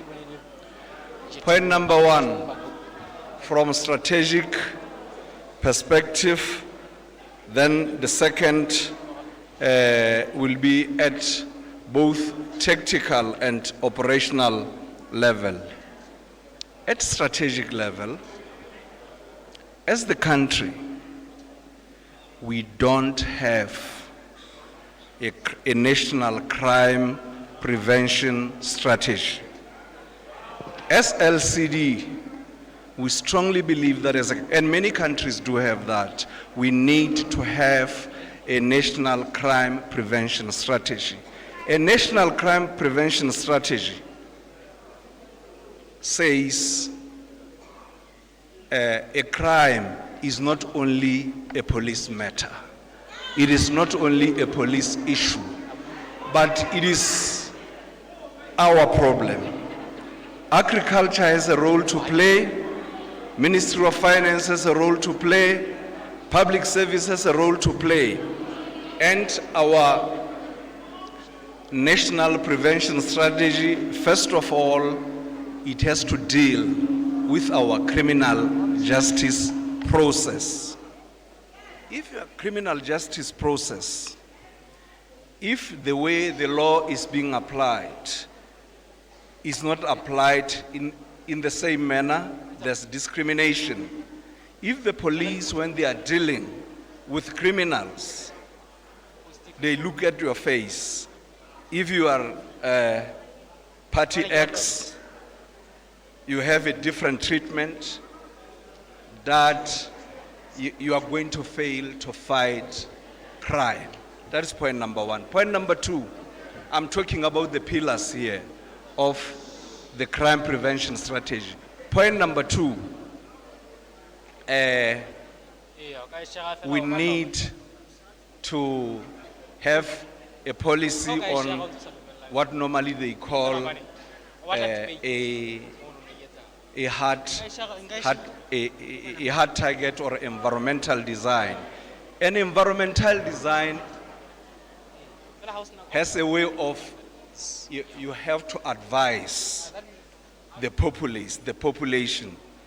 Mashallah, but batame abajuitso hale ha matwalon le kenya di bakla proof.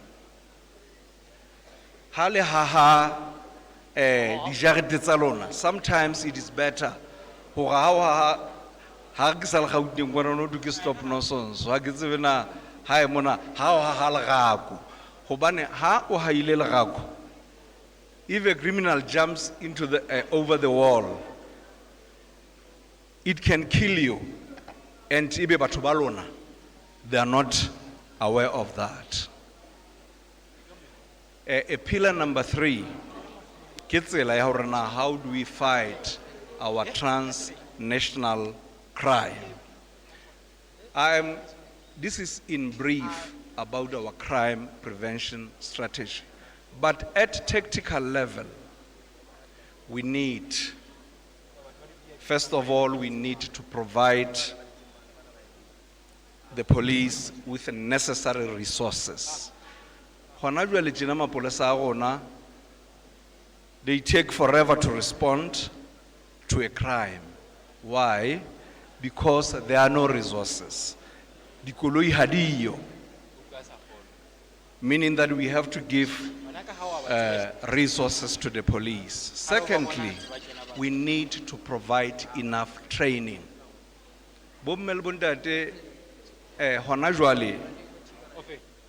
Previously, for somebody to be a sergeant, from maybe a corporal or ordinary police, he was given a training to be a sergeant.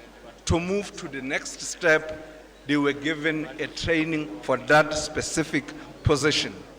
But now, it is no longer happening. Training,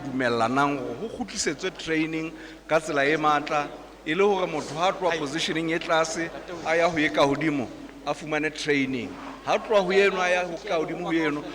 Training. Lessons 2 minutes. At one point in time,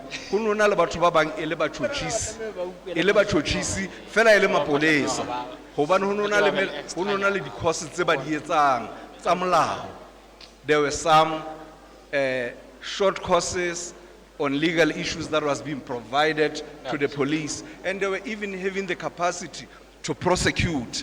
But that has changed. So we are saying we need to introduce training. Ha ke baleya nako ya hae ke re, we have hona jwale ha re bua ka crime ya dipolao, e nngwe ya ditaba tse tlamehang ho shejwa ke taba ya beili. Ho na le lentswe le leng mona le ho thweng ke recidivism, e leng principle e bolelang batho ba dulang ba pheta crime e itseng hangata.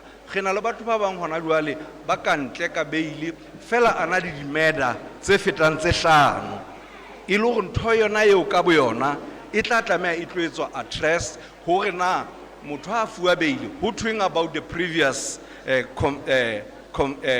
crime. If motho a ne a bolaile motho a boela a tshwarwa ka the same thing, now the bail conditions should be simpler. I am saying that should not be easy. So hona jwale tjena le ha ntse di dipolao di ngata, o ka tloa fumana gore ke batho ba fokolang ba bolaileng batho ba bangata. E nngwe taba ka nnete e ke tsebang gore re tla fapana le ba bang mona, we are saying dithunya ha di a tlameha ho bangata ka hara setjhaba.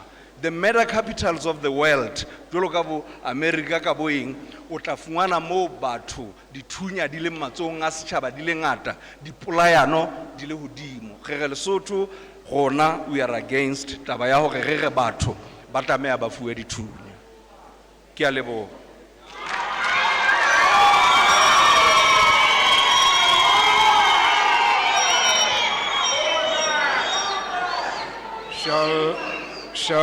Shall we now take the last question?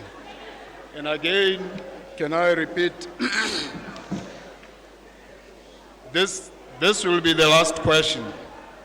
This will be the last question. Can we please show the respect? Can we please keep our voices down so that whereas we started well, we should finish well. When we started on the first question, we were very well behaved in terms of the noise we make.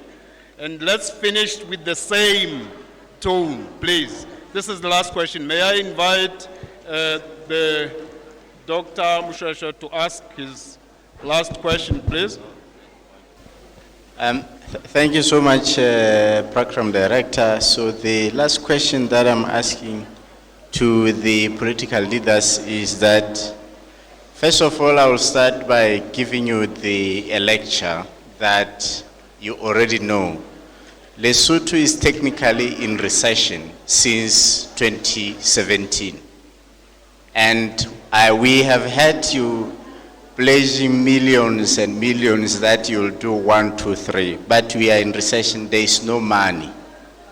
And much of the Lesotho's budget, it goes for recurrent, and it doesn't address that which we need, which is generating growth through capital expenditure. The budget goes to wages, and we have a high wage bill. Much of it is benefiting us all who are well off. We have been seeing an increase in prices, and the SACU revenues are going down, and the poor are getting poorer. Manufacturing people are losing employment. So the questions that I want you to answer genuinely to these people is, how does your government intend to stimulate the economy once in government? The second one is, what would be your immediate and midterm policies to address poverty? Lastly, what will be your measures to increase domestic revenues and also to reduce the wage bill that we have been told that we have to reduce? Thank you. Thank you. May I now invite the representatives to answer this question in the following order. The first will be DC, followed by AD, and then RFP, LCD, ABC, and lastly, BAP. I want to see them nod their heads to this question. Could they possibly answer these questions in 5 minutes instead of 6? 5 minutes instead of 6? Okay, 6 minutes. Please, can we have the first party, please? DC.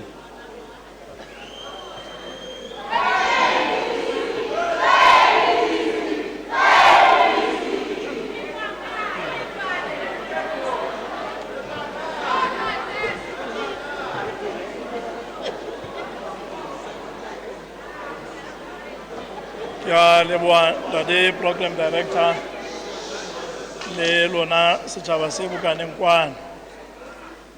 Puso ya DC eo re tla etella pele. Re lemohile hore ha ho ka tsela eo re ka ranyollang moruo wa naha ya Lesotho.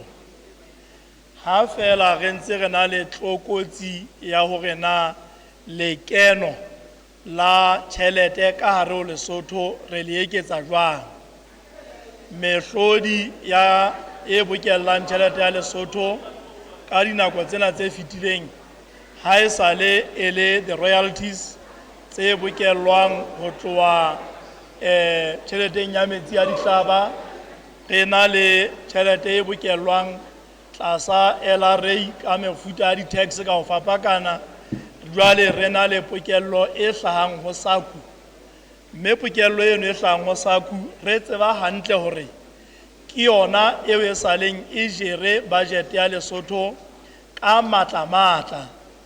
Empa nakong eo re bang le bothata ba COVID-19, jwale ho kwalwa madiboho, kgwebo e fokotseha, jwalo.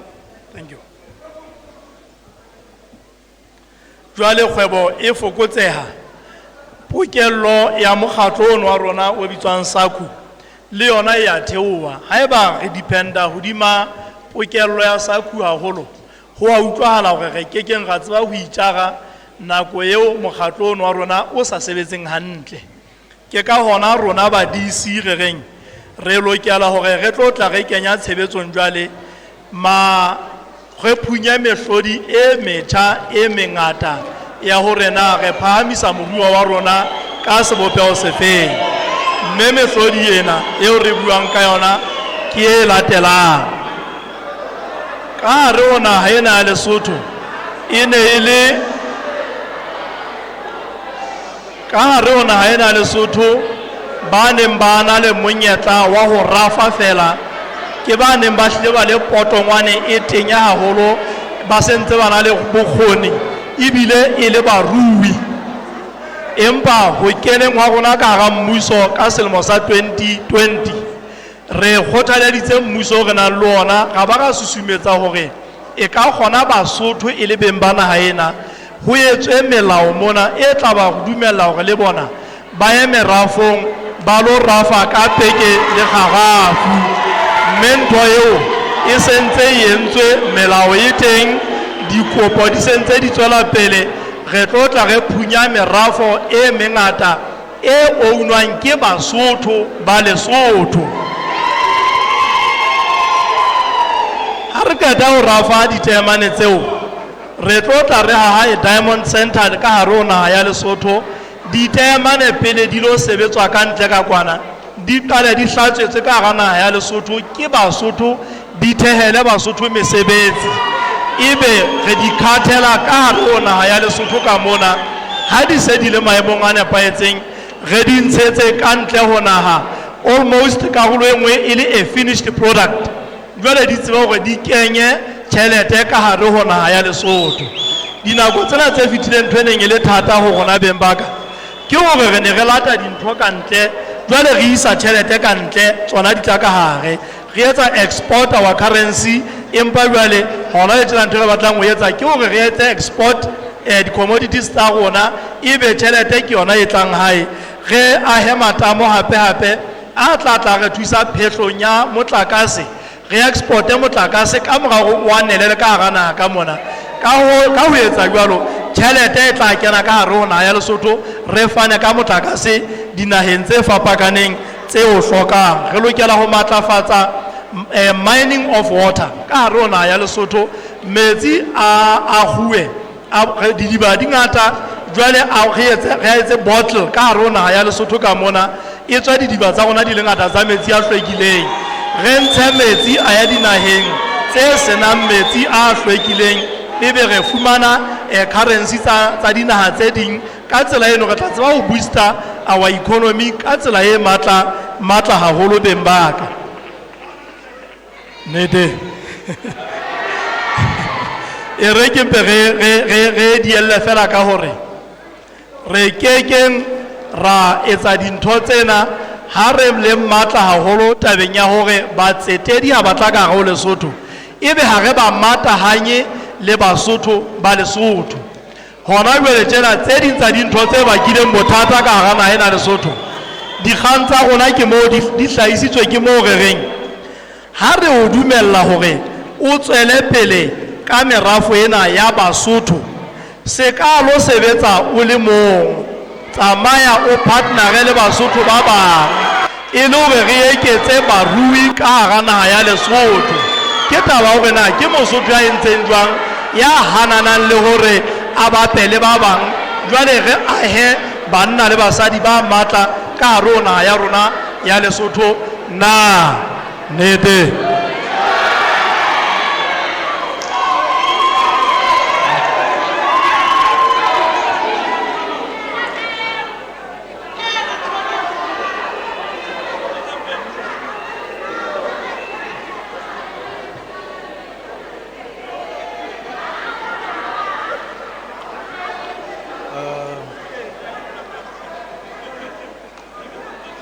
Moderator, let me first of all address this issue in the following manner. You know, first we need to diagnose the malady before we can make recommendation or make any prescription. So our diagnosis as AD is that our economy has been oscillating on the market economy. It has been oscillating on the market economy, and AD wants to redirect our economy to developmental state. And that will solve a lot of problems that we have. How so? If you remember, we have access to different markets in the world and regionally. We have access to AGUA, we have access to SACU, we have access to continental market.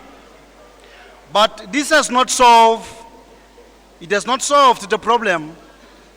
Economic problems are still there because the market economy has not been able to respond to the problems that we have.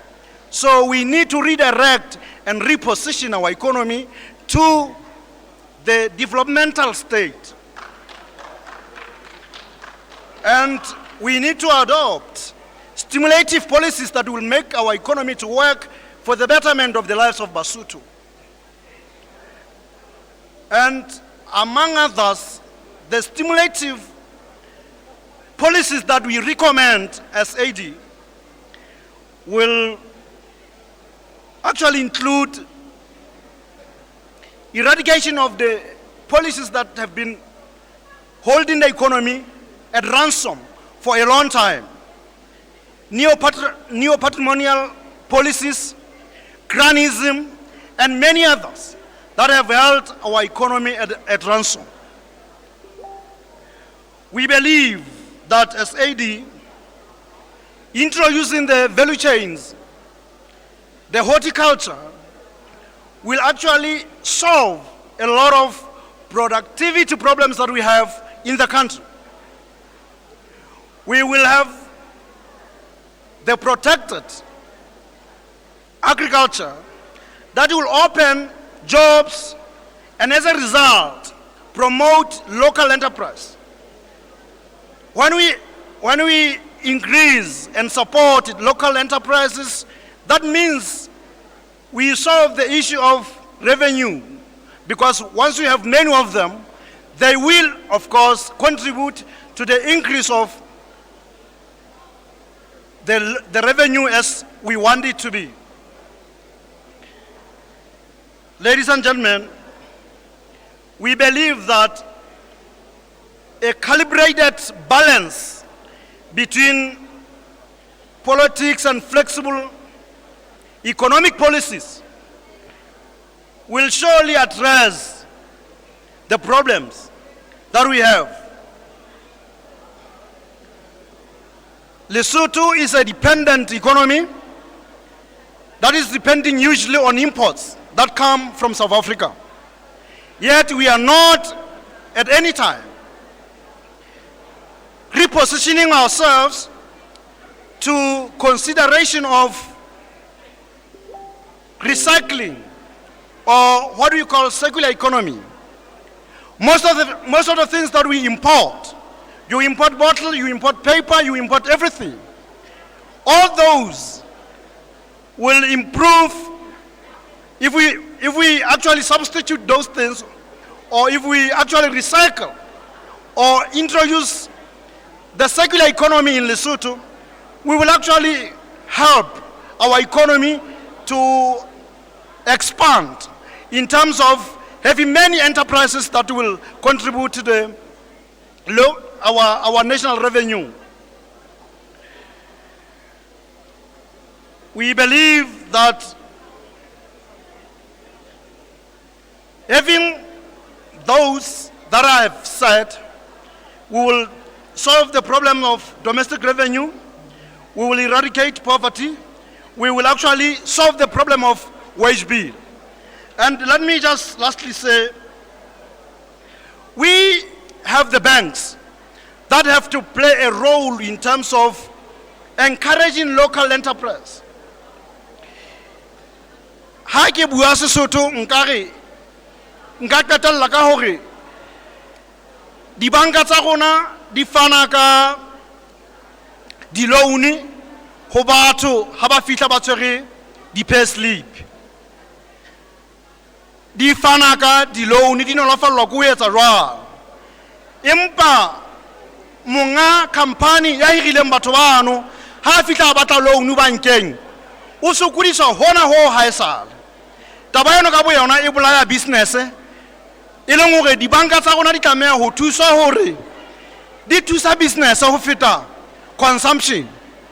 Hobane o bona hore ka mokgwa o leng ka teng, ha banka e fa motho tjhelete loan ya lo eja, e seng capital budget e ka batlwang ke company, taba eno e bolela hore re a sitwa hore re nyolla moruo wa rona ka tsela re tlameng ho nyolla ka teng, hobane dibanka tsa rona ha di bapale role e nepaetseng kapo e lekaneng. Ntate,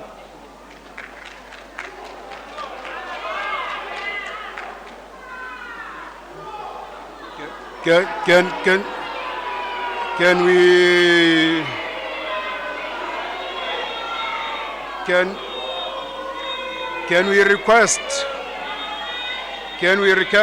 one more time, one last time, to please let us observe silence as we finish this rather longish journey.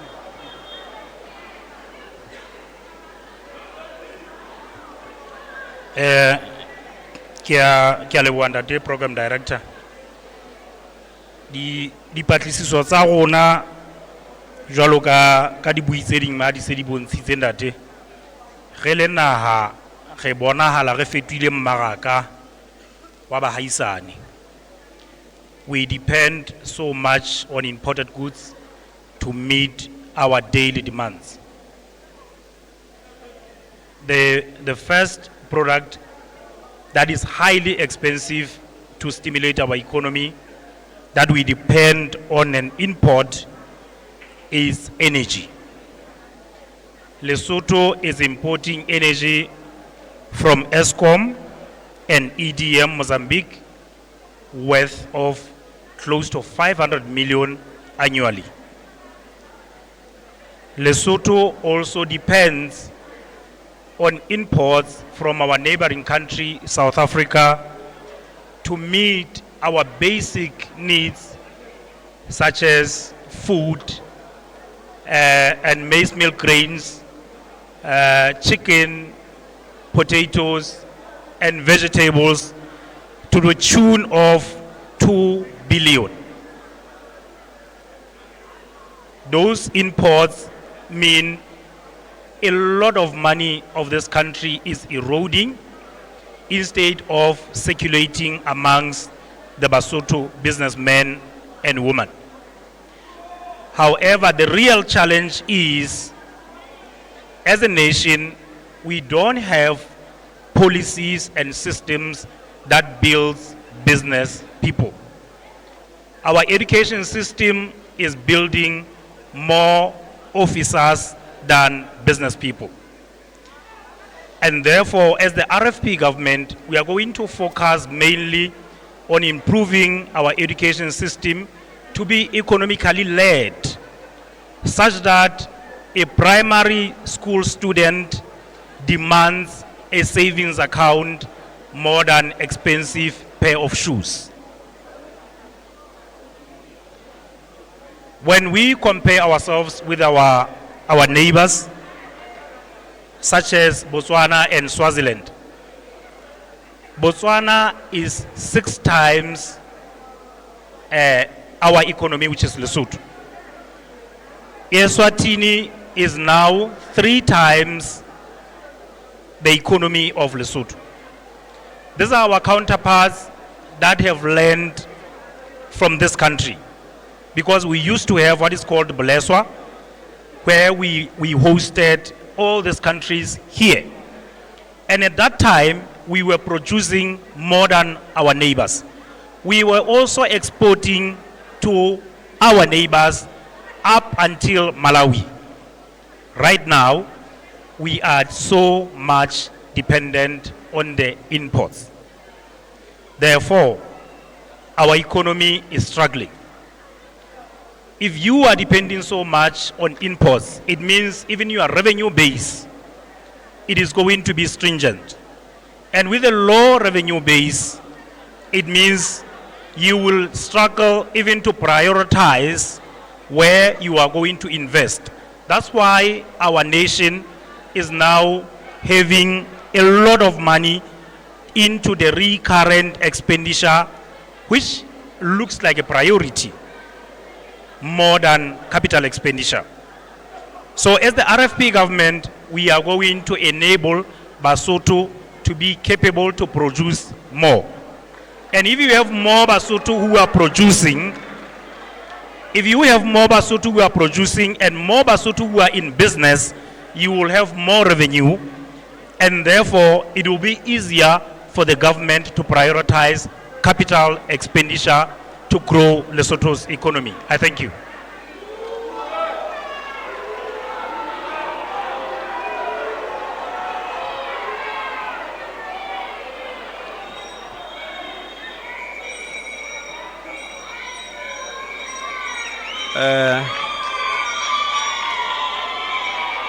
Ke a leboha bomme. Ka nnete taba ya hore na, how are we going to stimulate our economy? Ntho ya bohlokwa that we need to deal with as the country is how do we mobilize the domestic resources.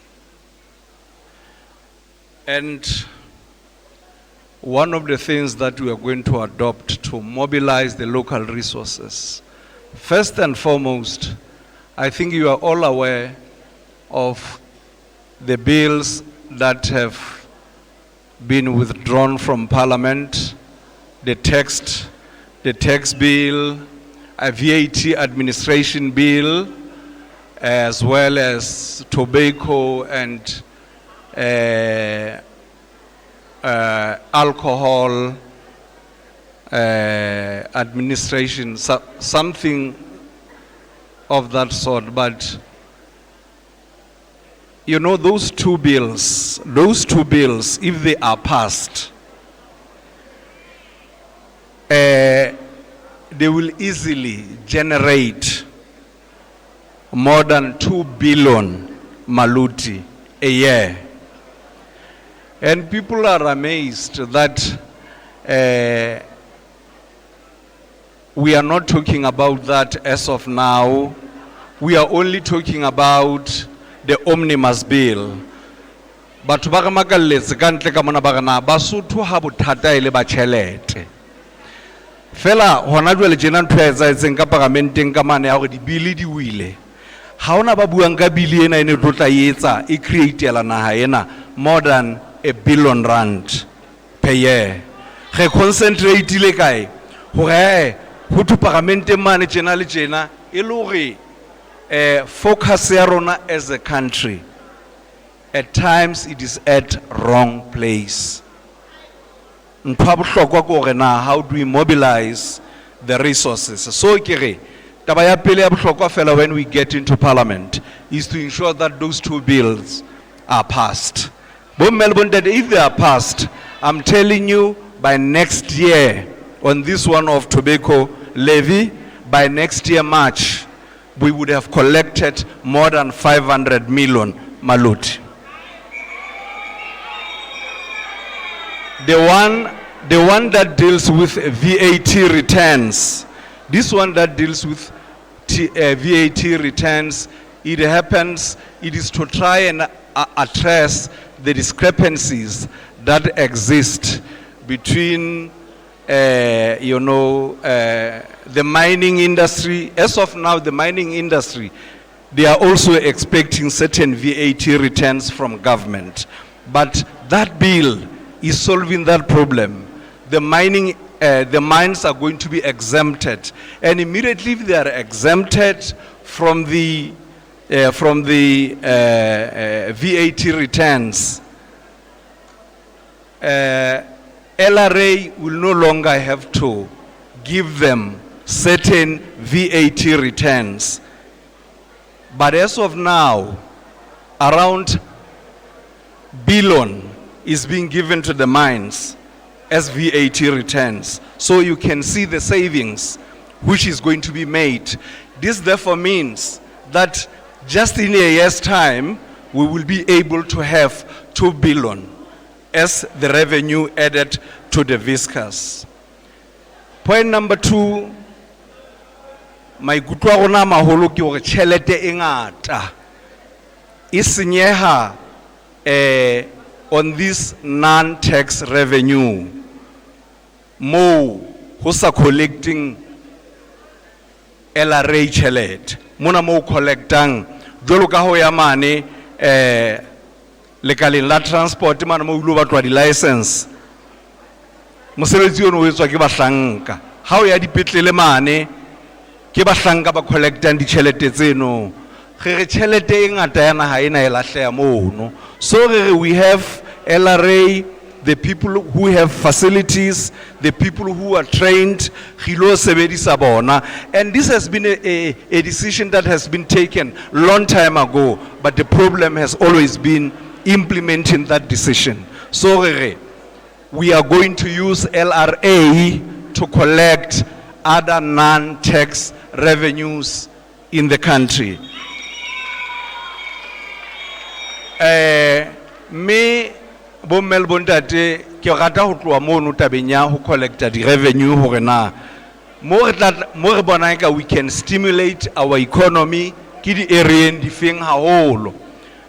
The area tse contributing to the GDP in this country haholo, number 1 ke manufacturing. It is contributing 14%, and 12% component of that manufacturing ke textile. meaning that textile is contributing 12% to the GDP. Then the second component is wholesale and retail. It is contributing 10%. Then the third is financial mediation. The banka le tse ding, they are contributing 7.9. Number 4 is mining, and number 5 is agriculture. We are saying if we are concentrating on these 5 areas, to invest more in those 5 areas, we will definitely stimulate the economy. But my time is up. Ke a leboha.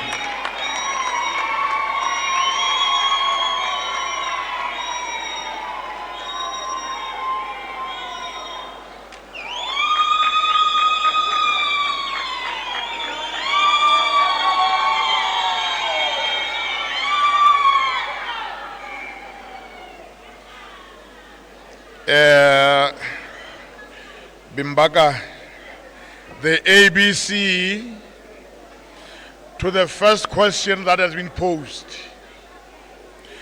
What will your party do to stimulate the economy? The ABC's programs on agriculture production is where the focus is. The irrigation schemes through the collection of water from our own sources of dams in Lesotho is our main priority. The second issue in terms of the economic stimulation is tourism. The tourism seems to have been neglected in this country, but that tourism cannot attract people from outside while we are having the people who are supposed to be protecting the tourists and take bribery from them. Previously, you saw one of the police officers taking bribe from the tourist. That is unacceptable. That is tourism that has been neglected. The other issue in terms of the stimulation of the economy is manufacturing. We already have our own indigenous inhabitants in the manufacturing sector who are managing those lines of production in different textiles in the current factories. The other issue where we want to focus on is the SMME funding.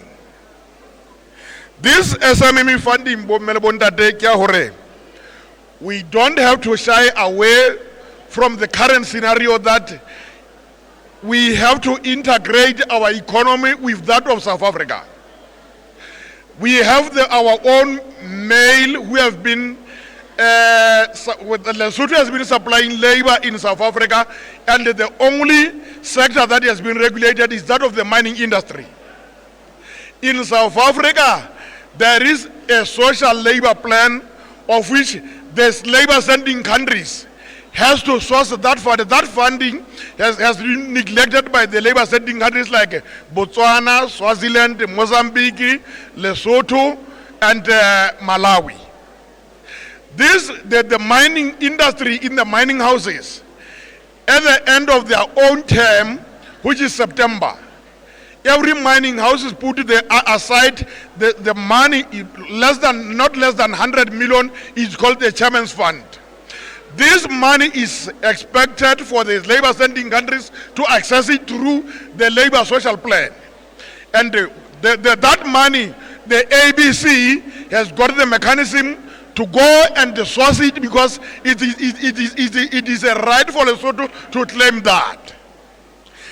The other issue, the ABC's intention is to revisit the JBCC, which has been agreed upon between the economic stimulation between the Lesotho and South Africa, that has been neglected since 2003. This JBCC will have to be revisited because the intention of the JBCC was to lift the Lesotho from the least developed countries for 5 years. And that has never been taken into account. Therefore, we are going to resuscitate that. The other measures in relation to the measures to increase our domestic revenue, we have to put the right human resource at the right place. Mona mo re behang batho ba fosahetseng hore ba re collectele tjhelete jwale ba e utswa ha ka tla sanke mekgwa ya hore na how do we reprimand them? That is where we lose the money. The skills development in terms of the right to position our people into the right place. That is where we are going to focus on. The other issue is that we should not shy away as politicians. The size of our parliament, it has to be reconsidered. A population here 2 million. So many the parliamentarians in the parliament and the senate, it has to be revisited. But at the same time in Africa, political party. This also in terms of maintaining the revenue, this size, this funding of political parties have to be revisited because this party funding. That must be revisited because that party ABC, we are saying in terms of the stimulation of the economy and the private sector growth, it will have to be resuscitated.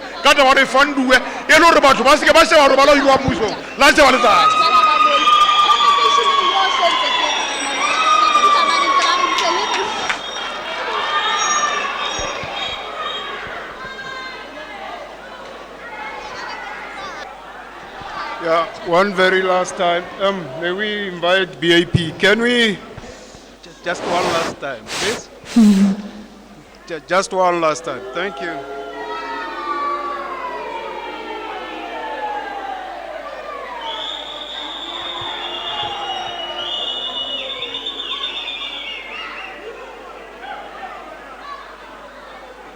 Kialiwa, Program Director. The causes of the situation in which we are well known. The decline in SACU remittances, the decline in the tax revenue of the country, donor fatigue, corruption, mismanagement of resources and assets of the country, and of course a ballooning wage bill. The question then is what to do. First and foremost, Mahua are cut your trousers to fit your waist. And this is what the BAP proposes. First of all, cut the size of the cabinet drastically, dispose of fuel-consuming vehicles that are at the behest of ministers, drop the hire service, which we know is often afflicted with corruption. Ministries must move away from rented offices, drastically control government international travel, control benefits of parastatal officials, manage down the practice of hiring unrequired personnel, clamp down on corruption, and of course institutionalize efficient management of public assets. On the side of revamping the economy, institutionalized an efficient and effective tax collection regime, direct resources towards building the private sector, and in this regard, BAP proposes the re-establishment of a national development bank which would help in financing job and business initiatives of citizens outside government, and also support the growth of cottage industries so that you have a country that is inclined towards a producing and productive economy rather than a consuming economy. Diversify manufacturing from the concentration of production of fabrics to other sectors. Most importantly, agriculture, because we are an agrarian economy, transform agriculture from a subsistence production to commercial production, and we have very elaborate plans about how you do that. Next, grow Lesotho's equity in the mining sector by establishing a state mining company that would buy shares in the mining industry, especially in the diamond mines. Beef up the capacity of the tourist industry, especially by building infrastructure to tourist destinations in the country, such as roads, and providing access support facilities.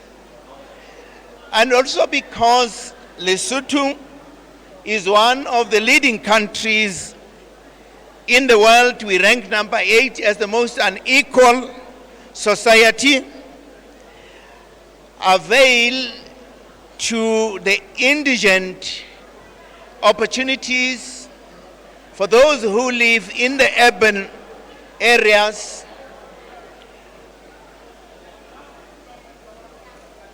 Put up low-income housing for them, and also institutionalize the National Social Security Fund so that the people who are at the lower ends of the labor market can also have benefits such as pensions and gratuities and so on and so forth.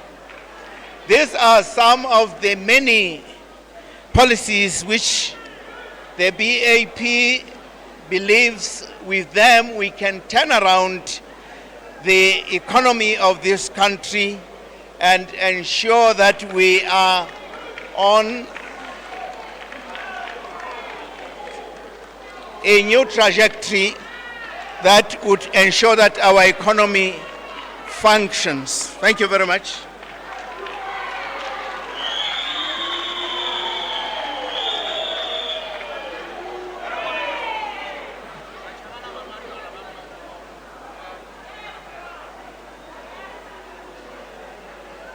Okay, now the very ultimate. We will take questions, but before I talk about those questions, Mayor Manamolela, you are asked by the ABC corner to please approach to the ABC corner.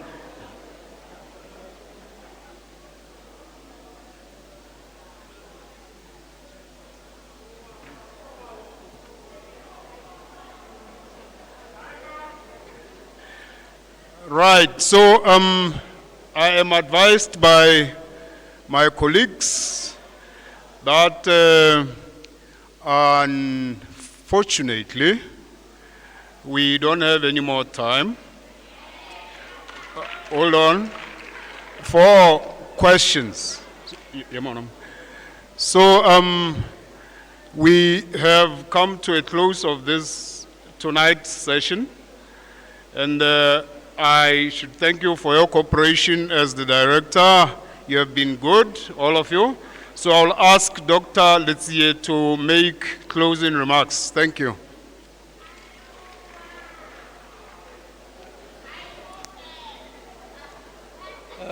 Thank you very much, Bontate, for your patience. We have gone beyond the time that we have initially planned.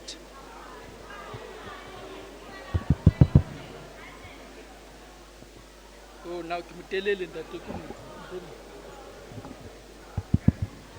thank you very much, Bontate, for your patience. We have gone about an hour beyond the time that we had planned. We are really sorry. Next time will be better planned, but thank you very much for your patience. Allow me to pass my special thanks to the National University of Lesotho Management that has afforded us an opportunity to hold this event. As a university, we have a special place in the society to make sure that we assist in entrenching democratic practices. And this is just one of those events through which we do that. We really appreciate what the management has done for us. Also, special thanks to the political parties that accepted our invitation and came to participate in this. Without them, this would have not materialized. Also, allow me to pay special thanks to the diplomatic community, the members of the diplomatic community that are amongst us here. Your presence is highly appreciated. Last but not least, allow me to thank each and every one of you, ladies and gentlemen, that made time to attend this event. Without you, there would not be this. After all, without you, there are no politics. This has been a very, very fruitful debate that we hope will benefit the entire Basotho society and deepen the culture of participation in national affairs. We can only wish the political parties that participated here the best of luck in the coming elections and hope we have free and fair elections. We, as the annual community, will keep our fingers crossed that the party or parties that capture state power will work towards the creation of the Lesotho that every Mosotho will be proud of. I am talking about the Lesotho where we can all proudly sing Lesotho lefatshe la bontata rona. With all these few words, bomme le bontate, can we safely get back to our homes? Those who will be driving here, we hope the Almighty God will be with us all the way. Thank you very much. Le kamoso ke a leboha. All right, okay. I need your perfect attention on this one. I need your perfect attention on this one. Two things. The first one, the university is out to look for all alumni of the university in order to help the university grow in infrastructure and every other development. Please find time to register your names as alumni of the university on the university website. It takes only about 2 minutes, you'll be done. Please, we need your assistance. Secondly, we would like you, the party representatives, to please deposit your manifestos with the university. We would like you to please deposit your manifestos with the university. We're not asking where we'll find those manifestos, we're asking you to bring them to the university, please. And then lastly, which office? The registrar's office. That's right. And lastly, may we all stand to sing the national anthem, after which we will all disperse. Thank you. Lesotho fatshe la bontata rona.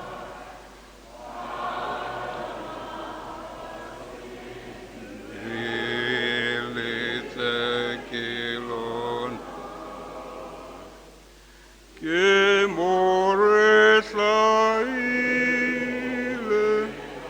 ke more odile, re ale rata, modi mo agoboloke soto. Seri toi le Seigneur.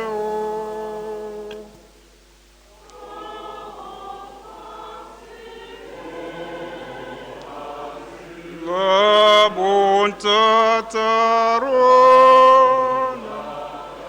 le belle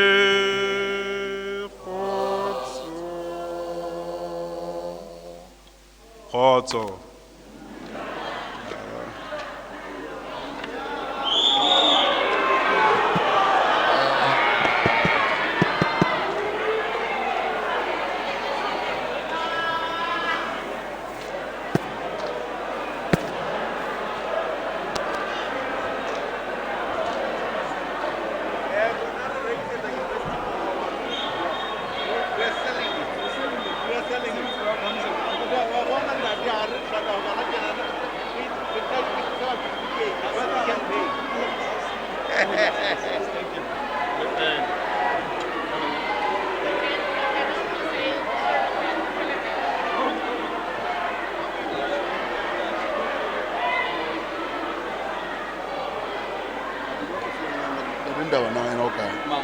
Darinda.